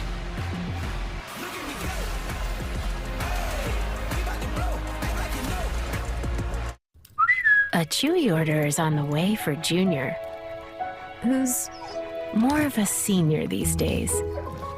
Every holiday, Dad relies on Chewy for the gifts Junior has loved all his life. You're looking great. Come on. Okay, buddy. Strong boy. That's a strong boy. And gets them delivered faster than the years go by. For holidays with pets, there's Chewy. So I got this friend who said he used to be on T-Mobile, but their network kind of sucked. His words. A lot of things used to suck, like cell phones the size of frozen lasagnas. But things change. Now T-Mobile has the best network, by like a lot. But I'm just another guy in an ad saying the same thing, only first and true. Check out T-Mobile and experience what it means to have America's best network. Hey dude, you won't believe where I am.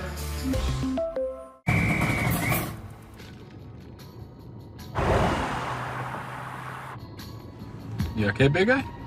I'm good. You're kind of sweaty. BC title game and then lose. That may change things. With a loss today, it drops to 42%. Likely in and possibly hosting a game in Oxford in the first round. I think they're in and they will host the game. I think it's more than just possibly. I mean, they'd be sitting there at number 7, in with an 11-1 record. I don't see them dropping all the way to number 9. What if they get to the SEC championship game and lose? I don't know if I see them dropping all the way to number 9. What if their coach is gone?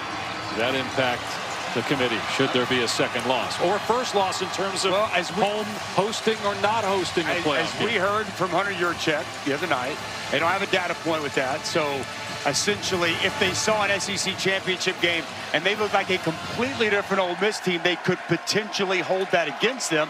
But what if they played well? I mean, look, Lane Kiffin's great. He doesn't call the plays. Charlie Weiss Jr. calls the plays.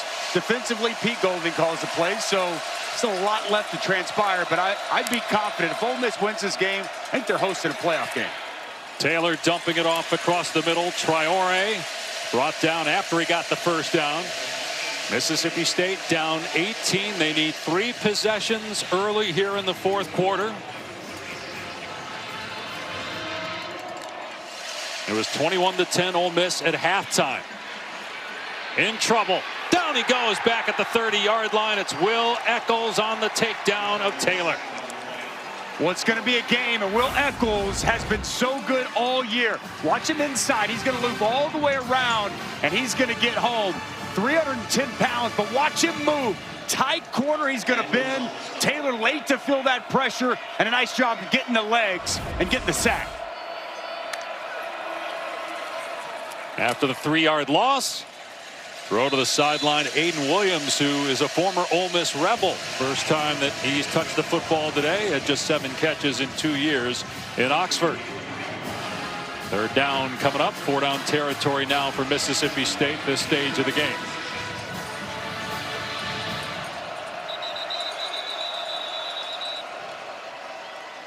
Might they look at this to see if Williams was in bounds on the sideline? The previous play is under further review.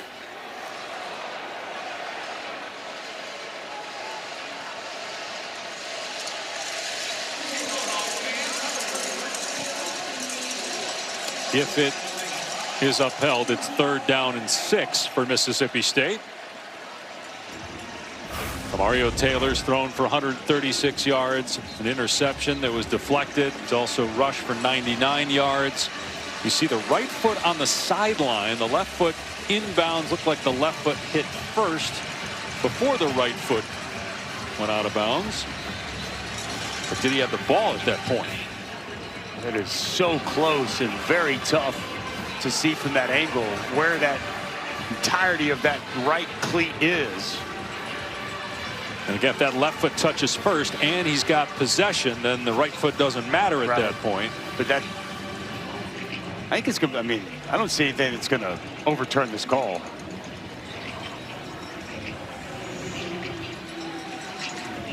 Okay. Let's bring in Matt Austin. Matt, how do you see this? Dave, I think you guys covered it exactly right. I don't see anything to overturn, nothing certainly that is clear and obvious, so I think this will be upheld.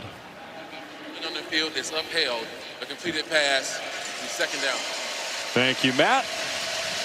And so That will make it 3rd down and 6. And we're clearly in 4-down territory, even though you're on your side of the field. Down 3 scores here in the 4th quarter. Mississippi State has to score on this possession. Team that beat Arizona State earlier in the year. Beat Arkansas for its first SEC win under Jeff Levy. Trying to keep momentum going in a positive direction. And the first career start for Camario Taylor at quarterback. And with Hart running, he gets a 1st down to midfield. Gain of 10 on the play. Nice job there by Taylor. Didn't like what he saw down the field.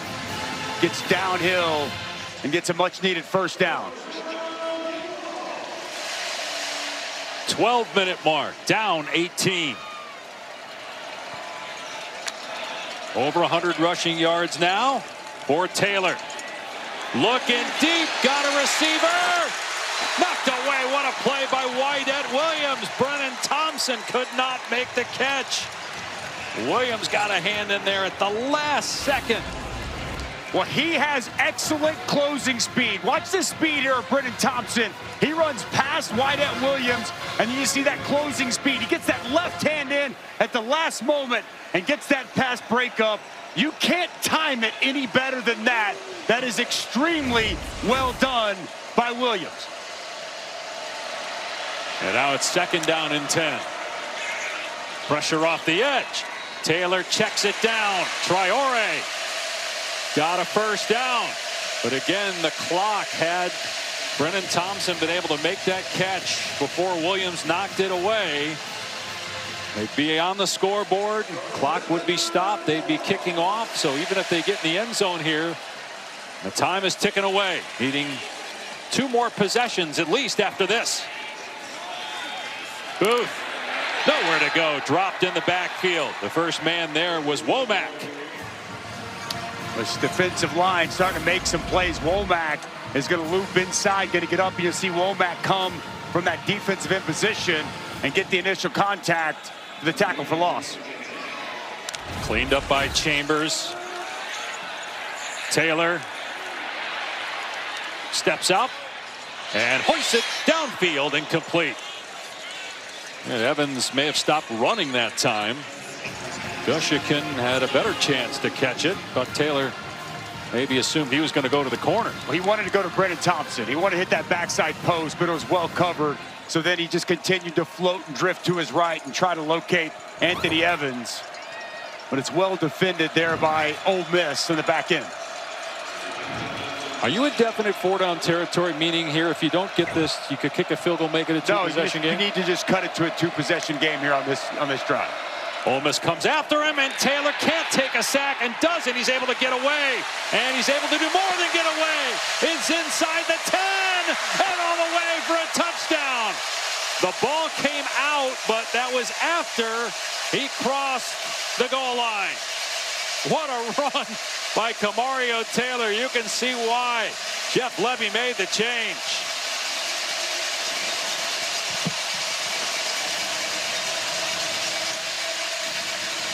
Wow. That is a playmaker. Incredible individual effort by Camario Taylor as Mississippi State will go for 2 here. I mean, he could have been sacked a couple times, and then it's one thing to get back to the line of scrimmage and get positive yard. It's another to take it to the house from 35 yards out as we go for Dose, brought to you by Dos Equis. And you've got to get to it some point. So Jeff Levy electing, let's go ahead and get it now to try to cut this thing to a 10-point score. And the officials waiting here because they want to make sure that he crossed the goal line before the ball came out. And so they will not need to review it any further. He definitely was in the end zone. Empty set here for the quarterback, Camario Taylor, going for 2.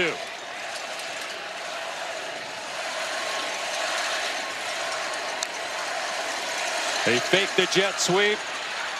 Taylor outside the pocket, spins away, throws back in the end zone, incomplete. Wydett Williams had the pressure, so Mississippi State still will need 2 touchdowns, with it being a 12-point difference. Well, this was remarkable by Taylor. Watch the pressure. TJ Daugherty's going to come up, and then he's going to spin inside. You've also got Perkins, who's going to wrap. Kamario Taylor's got nowhere to go. The blitz cuts home. It gets clean. It's exactly what they wanted. But Kamario Taylor makes multiple defenders miss, puts his foot in the ground, gets in the end zone, and gets the Bulldogs on the board.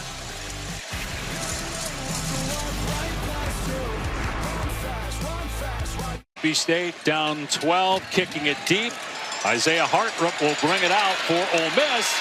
He is tripped up and stumbles at about the 29, and there's a penalty flag thrown at the 15-yard line.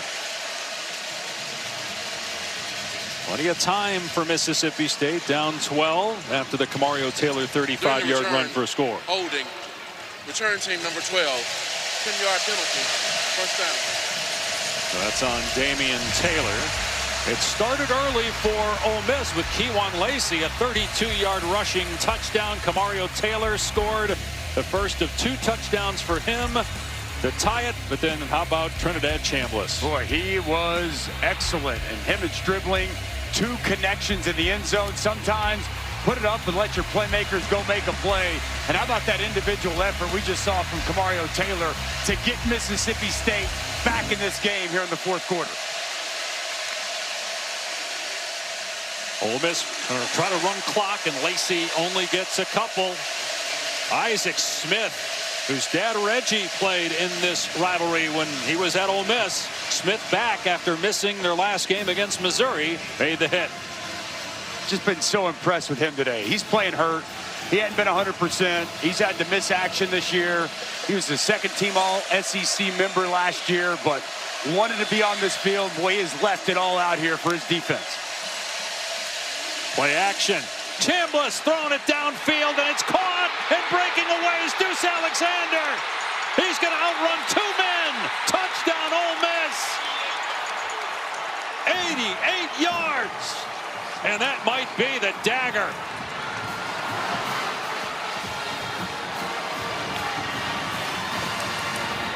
Well, Kewan Lacey in this run game, watch what it's going to do with these safeties, and you got no help over the top. And Deuce Alexander, another weapon. Watch these safeties. Watch both of these guys come downhill, and you're just going to have one-on-one on the outside. The play action and the threat of Kewan Lacey pulls up those safeties. No one's over the top for help. And a nice grab by Deuce Alexander, and he's got outstanding speed as he takes it to the house. And Ole Miss over 500 yards of total offense. The defensive issues for Mississippi State continue. 4 touchdown passes for Chambliss, 359 yards through the air for him.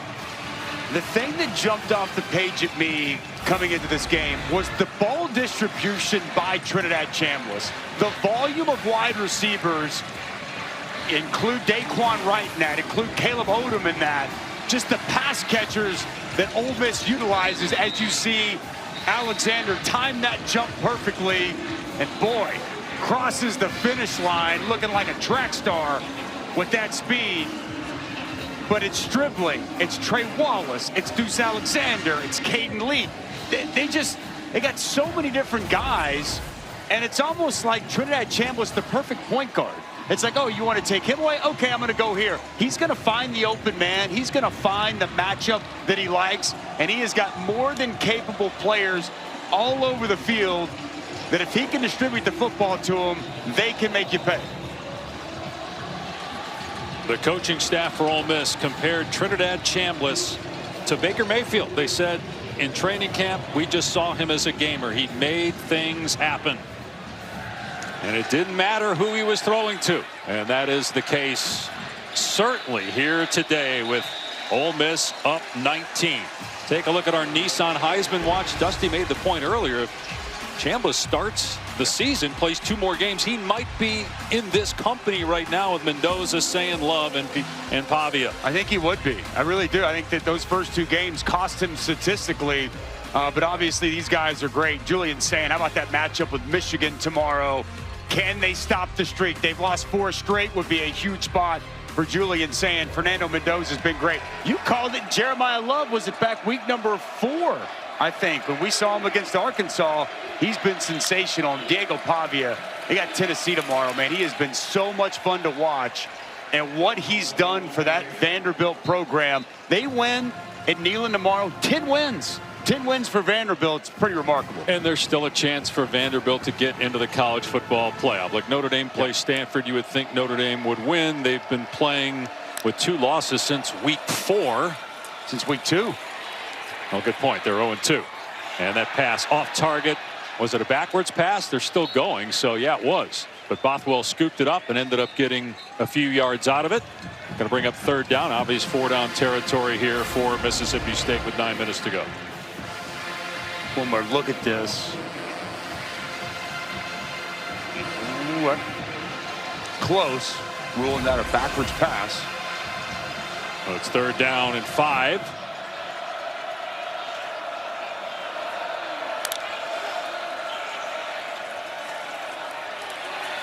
Taylor doesn't want to check it down. Trying to find a running lane. Bounces again off players and just takes off. Taylor runs for the sideline out of bounds at about the 40-yard line. Now, he is fun to watch with the ball in his hands. The future is bright on offense for Mississippi State with him. They've got to get the defense fixed, though. And that's going to be something going into the offseason that Jeff Lebby's going to have to look at and have to figure out. Now 8 straight games in SEC play that this defense has given up over 400 yards, and it's now up over 500 against Ole Miss. Taylor has a completion to Thompson.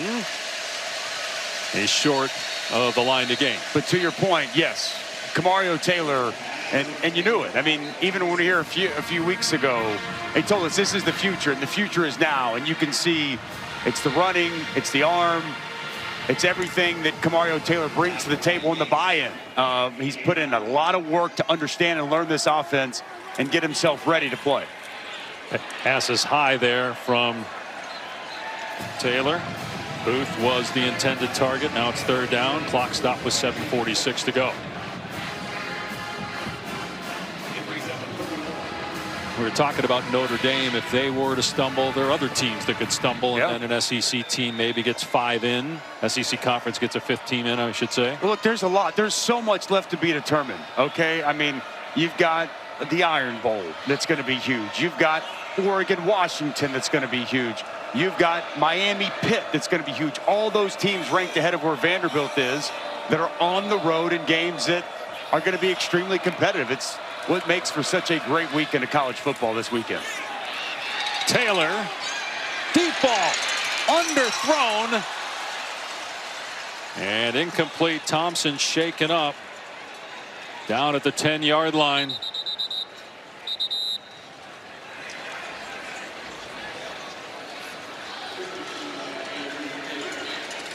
He's okay. He wants to stay in the game. They're trying to get him out. He wants to stay on the field. It's 4th down. A lot of error underneath that football as Brennan Thompson tries to bring that in. Anthony Evans going to come over the top. Looks like he might take a knee as he's going to the ground from his teammate. A little friendly fire there from Anthony Evans, but Brennan Thompson back to his feet as he's walking off to the sidelines. This is it for Mississippi State. A must-have here. 4th and 1 on its 48, down 19 to its rival. Trying to keep hopes alive of going to a bowl game. Taylor will keep it himself, and he's tackled short. It's going to be a turnover on downs. Andrew Jones and Prince Will Uman-Mielen on the stop.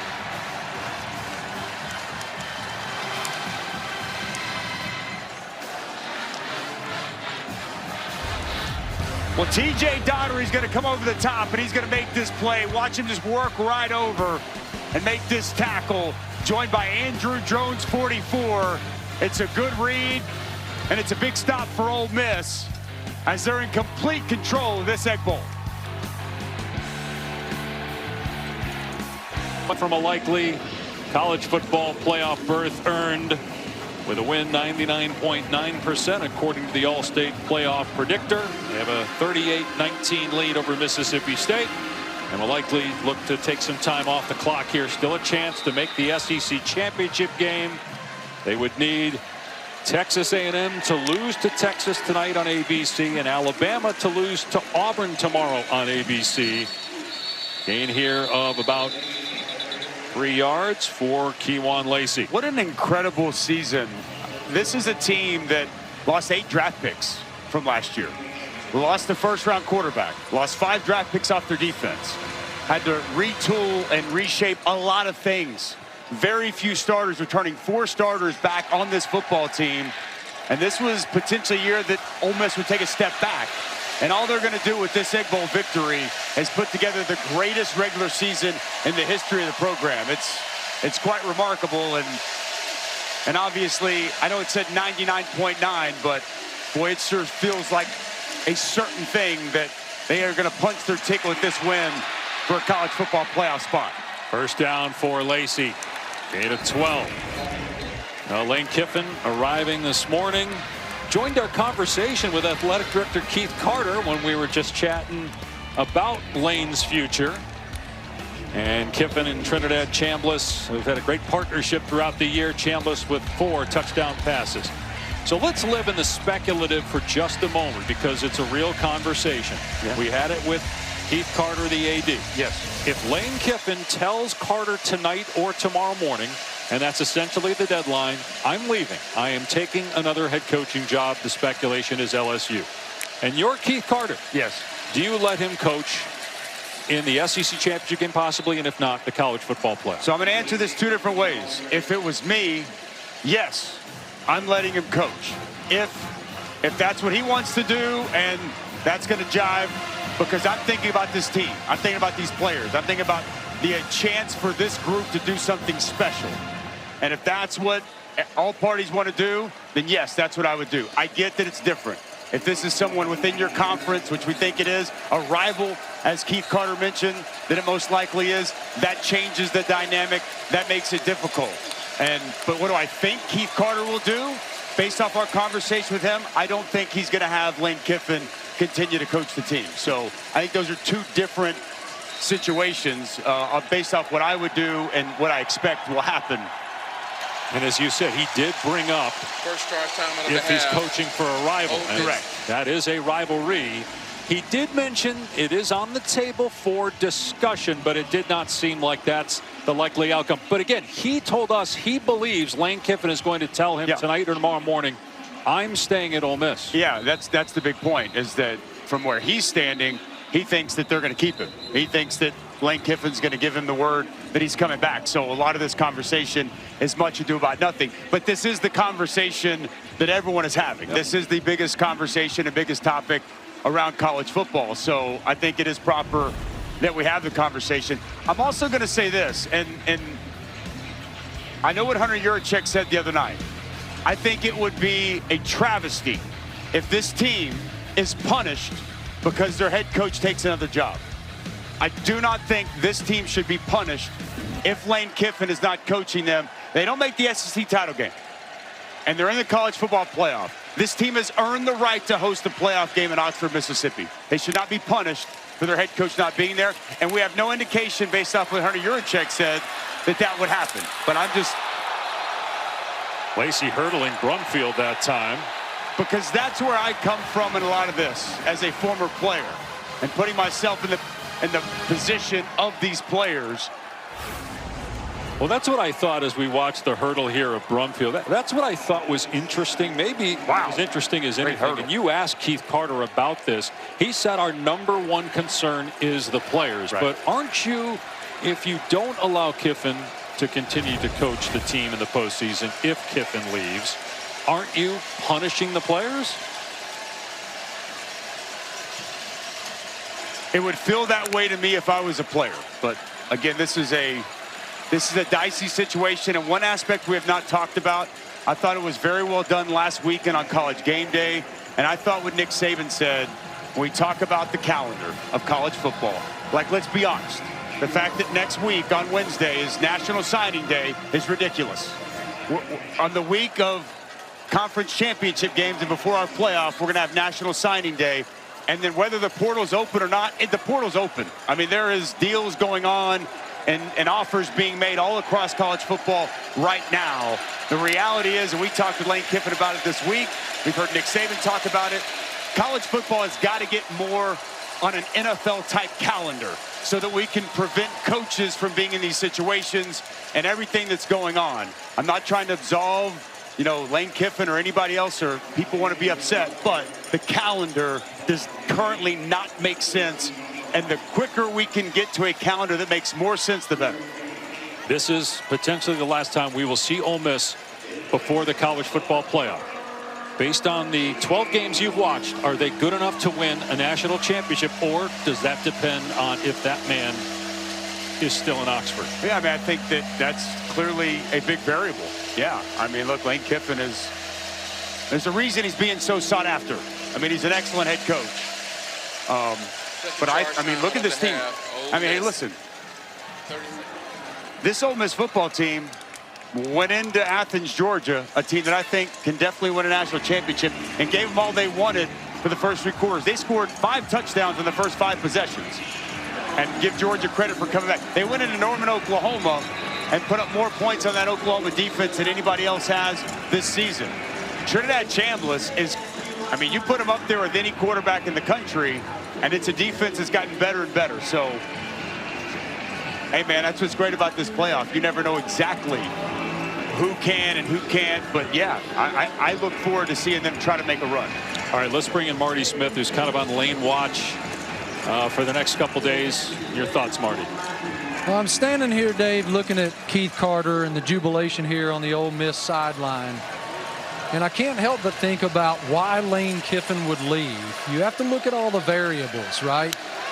He's told me that Oxford, that Ole Miss will match any monetary offer. It looks like we might have a touchdown here, boys. But there's a flag down in the area of holding. Go ahead and continue your point. It's going to be holding at Ole Miss. Go ahead, Marty. So if Ole Miss is willing to match any monetary offer, all right, remove money. Does Lane Kiffin believe he can win a national championship somewhere else and that he cannot at Ole Miss? To me, that would be the only variable at this point that he would be weighing that would make him leave. Because let's go back to the fact that he's found himself in Oxford, Mississippi. Let's go back to the fact that he believes he's the best version of himself, and he learned who that person was throughout his journey in Oxford, Mississippi. Yes, LSU is a fantastic place, top 3 job in the country, but there is no monetary value for fulfillment and peace, in my estimation. Got another timeout here. Well, we'll find out. And you have to wonder, again, we were told from Keith Carter there's been no ultimatum, but clearly it is a decision that is more by the administration than it is by Lane Kiffin in terms of the timing, being tonight or tomorrow morning. You wonder if that pushes Lane Kiffin in another direction. Also, the chance of bringing staff members. I mean, that's the thing here is it's one thing, it's ridiculous enough to think about the possibility of a head coach not being there to coach his team in the college football playoff. But you've got staff members, if he does leave, he's going to want to take with that may be on the same timeline as him, meaning he wants them to go to work now if he can't be here to coach the team. And again, then all I think about is the players. And I just think, again, this could all be much ado about nothing. We may find out, Marty Smith may be with Lane tonight on Lane Watch, and we may find out tonight that he's staying right there in Oxford. But if what you just spelled out transpires, I just think about this team and these players and how unfortunate that would be for them. It would be nice, hopefully next year, we're not having these conversations because, to your point, Dusty, the calendar's been changed, and we won't need to have these conversations at the end of the regular season as Alexander takes the jet sweep down to the 12-yard line. Mississippi State's going to call a timeout. Georgia Tech is up next. Texas A&M tonight. I want to ask you about that game because A&M is unbeaten. They're currently number 3 in the college football playoff rankings. Arch Manning playing his best ball of the year right now, maybe. Texas have a chance in that one in Austin. Of course they have a chance in that game. It's going to be a fabulous game there tonight. Sean McDonough, Greg McElroy going to be on the call. And Arch Manning, it's fascinating. He's got 31 total touchdowns accounted for. He has really picked it up. Better accuracy, just doing a better job overall running that offense, but they don't have a great running game. And I look at that A&M offense. I think they're more complete. I look at their offensive line, their ability to run it. Marcel Reed, so dynamic as a runner. And Casey Concepcion, Mario Craver, I think they're going to really stress that Texas defense. And maybe the key for this in me is Cassius Howell in that third down pass rush, one of the best in the country. I think they may give Arch Manning and that offensive line some fits on crucial situations, but that's going to be a fabulous game, and so grateful that rivalry is back being played every year now. 4th down and 5, and just think they were down 30-3 at halftime just a couple weeks ago against South Carolina, at the biggest comeback in school history to stay undefeated. They win and Alabama wins tomorrow in the Iron Bowl on ABC, and those two teams will be in the SEC championship game, and the Ole Miss fans start to celebrate. Chambliss was getting them fired up, telling them to stand up here on the road in Starkville. And coming up next on ABC, can Haynes King and Georgia Tech bounce back? Lost 2 of their last 3 games. They faced Georgia in a game that went to 8 overtimes last year. I'm intrigued to see how he bounces back. He struggled last week with a chance to clinch an ACC championship game spot. Now he's got a chance to finish with a 10-win regular season and beat that in-state rival Georgia. Look at that potential first-round game right now, according to the bracket in Norman, between Notre Dame and Oklahoma. Oklahoma plays LSU on ABC tomorrow at 3:30. A chance for your Sooners to clinch a spot in the college football playoff. Big one against LSU tomorrow. That's 3:30 on ABC. What a year for Brent Venables. That defense has been nothing short of outstanding all season. Chambliss on 4th and 5, rolling out here. And throwing incomplete. A turnover on downs with 2:50 to go. One other game tomorrow that is of great significance, and College Game Day will be there in Ann Arbor, is if Michigan can continue to do what they've done since Ryan Day took over Ohio State. But look, Ryan Day got the last laugh. They won the national championship. But if Michigan beats Ohio State, that could shake things up for the committee. Going for a 5th straight season. I don't think they will. I like Ohio State in the game. That defense against Bryce Underwood, a freshman quarterback, I think will be too much. But if that's not the case and Michigan wins, there's a scenario where Michigan can find its way to the Big Ten championship game, and at the very least in the conversation for one of those at-large playoff spots. Just what a weekend of college football, man. This is incredible. Taylor's pass is caught by Thompson. First down. You don't strike me as a leftovers kind of guy. To me, Pash is only eating something fresh, but there's plenty of college football fans that like leftovers and Thanksgiving leftovers, sitting back, just stuffing your face, eating that, watching college football weekend. What's better than that, Dave Pash? Taylor throwing it out of bounds. Incomplete. Do you eat leftovers? I do, but I'm on the road right now, so I'm eating whatever's open tonight. You've never taken food to go when we go eat dinner together. Well, that's because you're eating it all. There aren't any leftovers. That's a fair point. Now for Jeff Lebby, how do you view this season? It was certainly better than last year. 3 more wins than a year ago. It got off to such a great start. 4-0. They get that top 15 victory over Arizona State, and man, you're feeling really good. And they were so close in so many games, right? You think about the Tennessee game, you think about the Florida game, you think about the Texas game. Unfortunately, all result in losses. They did break through, get that first SEC victory. There was a big step in the right direction this year, and I fully expect they can get that defense right, get Kamario Taylor back, and see his evolution, his progression. I think there's reason to believe there will be an even bigger step in year number 3 next season. Taylor taking off again. Ton of green in front of him and slides to midfield. You've been around him here quite a bit the last couple years. I just believe in Jeff Lebby. I think he's a great coach. I think players love to play for him. He can recruit. His offense is tried and true everywhere he's been, but it is about results and it's about winning games. And obviously next year, they'll expect to see that big jump in the right direction. Ole Miss 2 wins away from a win and a likely college football playoff spot. You're watching the SEC on ABC. For my dreams. But Shopify made it easy to get this brand going. Now we can take golf to a realm that we've never seen before. We're Eastside Golf and we're powered by Shopify. Black Friday savings are at the Home Depot, the best place for tools. Tools to take your doing anywhere, job after job, weekend after weekend. Get a free tool with select battery kits. Stock your workshop with top brand tools this Black Friday. When your team wins, you feel like a winner. But when your team wins and you get your favorite burrito delivered to DoorDash, you feel like a winner.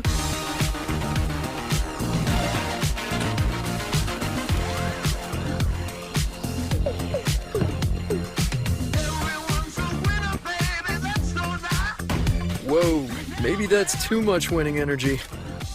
DoorDash, your door to that winning energy. You're watching Fairfield by Marriott Rivalry Week. A great start to what should be an amazing weekend of college football. One of the best Black Friday triple headers in history. Georgia Tech on ABC up next. Texas A&M tonight on ABC. And a full slate of Saturday games as well. There's a penalty on the Ole Miss sideline, and so that's why Mississippi State is at the 35, but a sack. Monmielen taking down Taylor. When Monmielen has really improved the latter half of the season, like this entire Ole Miss defense, but he's got great speed and explosiveness coming off the edge as he showcases on that sack. Sideline throw to Aiden Williams and a quick wrap up by Perkins inbounds, so the clock continues to move. So we'll find out with Ole Miss winning if it will play in its first ever SEC championship game. They will need Texas to beat Texas A&M and Auburn to knock off Alabama for that to happen. We will also find out, hopefully within the next 24 hours, the future of their head coach Lane Kiffin, whether he is staying or going to coach elsewhere. And if he's going, will he be allowed to coach in the college football playoff? Alabama and Texas A&M have the easiest paths. If they win, they are in the SEC title game on ABC next Saturday, 4 Eastern. Georgia can still get in, but if not, Georgia beats Georgia Tech. They're in the college football playoff. Those 4 teams are in unless Alabama loses to Auburn. They could get knocked out. Taylor here on 4th down, spinning around, looking for some help, and throws it out of bounds. Ole Miss will take over on downs. Mario Taylor a little shaken up. We're just telling him to stay down, but he wants to end this game walking off the field under his own power. You saw the athleticism on display all day and just what kind of weapon he can be as a runner. 173 yards and 2 touchdowns on the ground today. As Mario Taylor gets his first start for Mississippi State in this Egg Bowl. But the defense, once again, just not able to get the stops. Giving up 38 points and over 500 yards. And what a day, Dave, for Trinidad Chambliss here today with 4 touchdown passes as he's going to soon hoist this golden egg. 2 knees, and this will be the 3rd straight win in Starkville for Ole Miss for the first time in 60 years. And the Rebels are likely playoff bound with an impressive road win despite all the distractions, the outside noise, the inside noise in the building in Oxford. They were able to overcome that, and a very hungry Mississippi State team trying to get to bowl eligibility to win the Egg Bowl 38-19.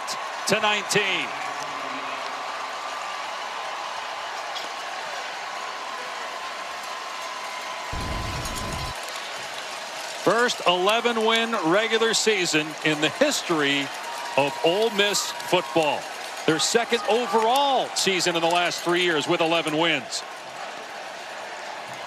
Lane Kiffin exchanging pleasantries with his former assistant Jeff Levy. Our Taylor McGregor getting in position to talk with Coach Kiffin. And Taylor, take it away. Thank you, Coach. Coming into this season, there was so much uncertainty with this group, how talented you guys could be. You just closed out the greatest regular season in Ole Miss history. You're all but guaranteed a spot to go to the college football playoff. How was this group able to come together to make this happen? Well, I think it's an unbelievable job by these players. You know, we only returned 2 starters from last year. We were picked, I think, 9th or something in the conference. So for these guys to overcome adversity throughout the year, play really well. Like, they played a great second half today. So I'm just really happy for our fans, for our players, and you know, all the stuff they dealt with all week from outside people saying that they were distracted to his noise. Man, this is what these guys do. They've been dealing with it for a long time. So I think it actually brings them together, and they play like that because of all the stuff outside. And you know how hard it is to achieve something like this throughout a season. What are you most proud of that this group did? Well, I mean, if you get to 11 wins, if you do something better than it's ever been done before in the entire state and get to 11 regular season wins, and then I think this is 3 Egg Bowls in a row, first time in over 20 years for Ole Miss. So it's really remarkable what these players, assistant coaches were able to do this season. You told us this week you had not made up your mind as to what you would be doing next season. At this point, have you made up your mind? No, I haven't. I got a lot of praying to do to figure that out tomorrow, but right now I'm just going to go enjoy these players. I told them last night, you're going to win your 11th game, and all I want to do is experience joy watching you, and that's what I'm about to do. Are you experiencing that joy right now? I am. Thank you, Coach. Dave? Well, as you heard from Lane with Taylor right there, he still is undecided on whether he is staying or going. One thing's for sure,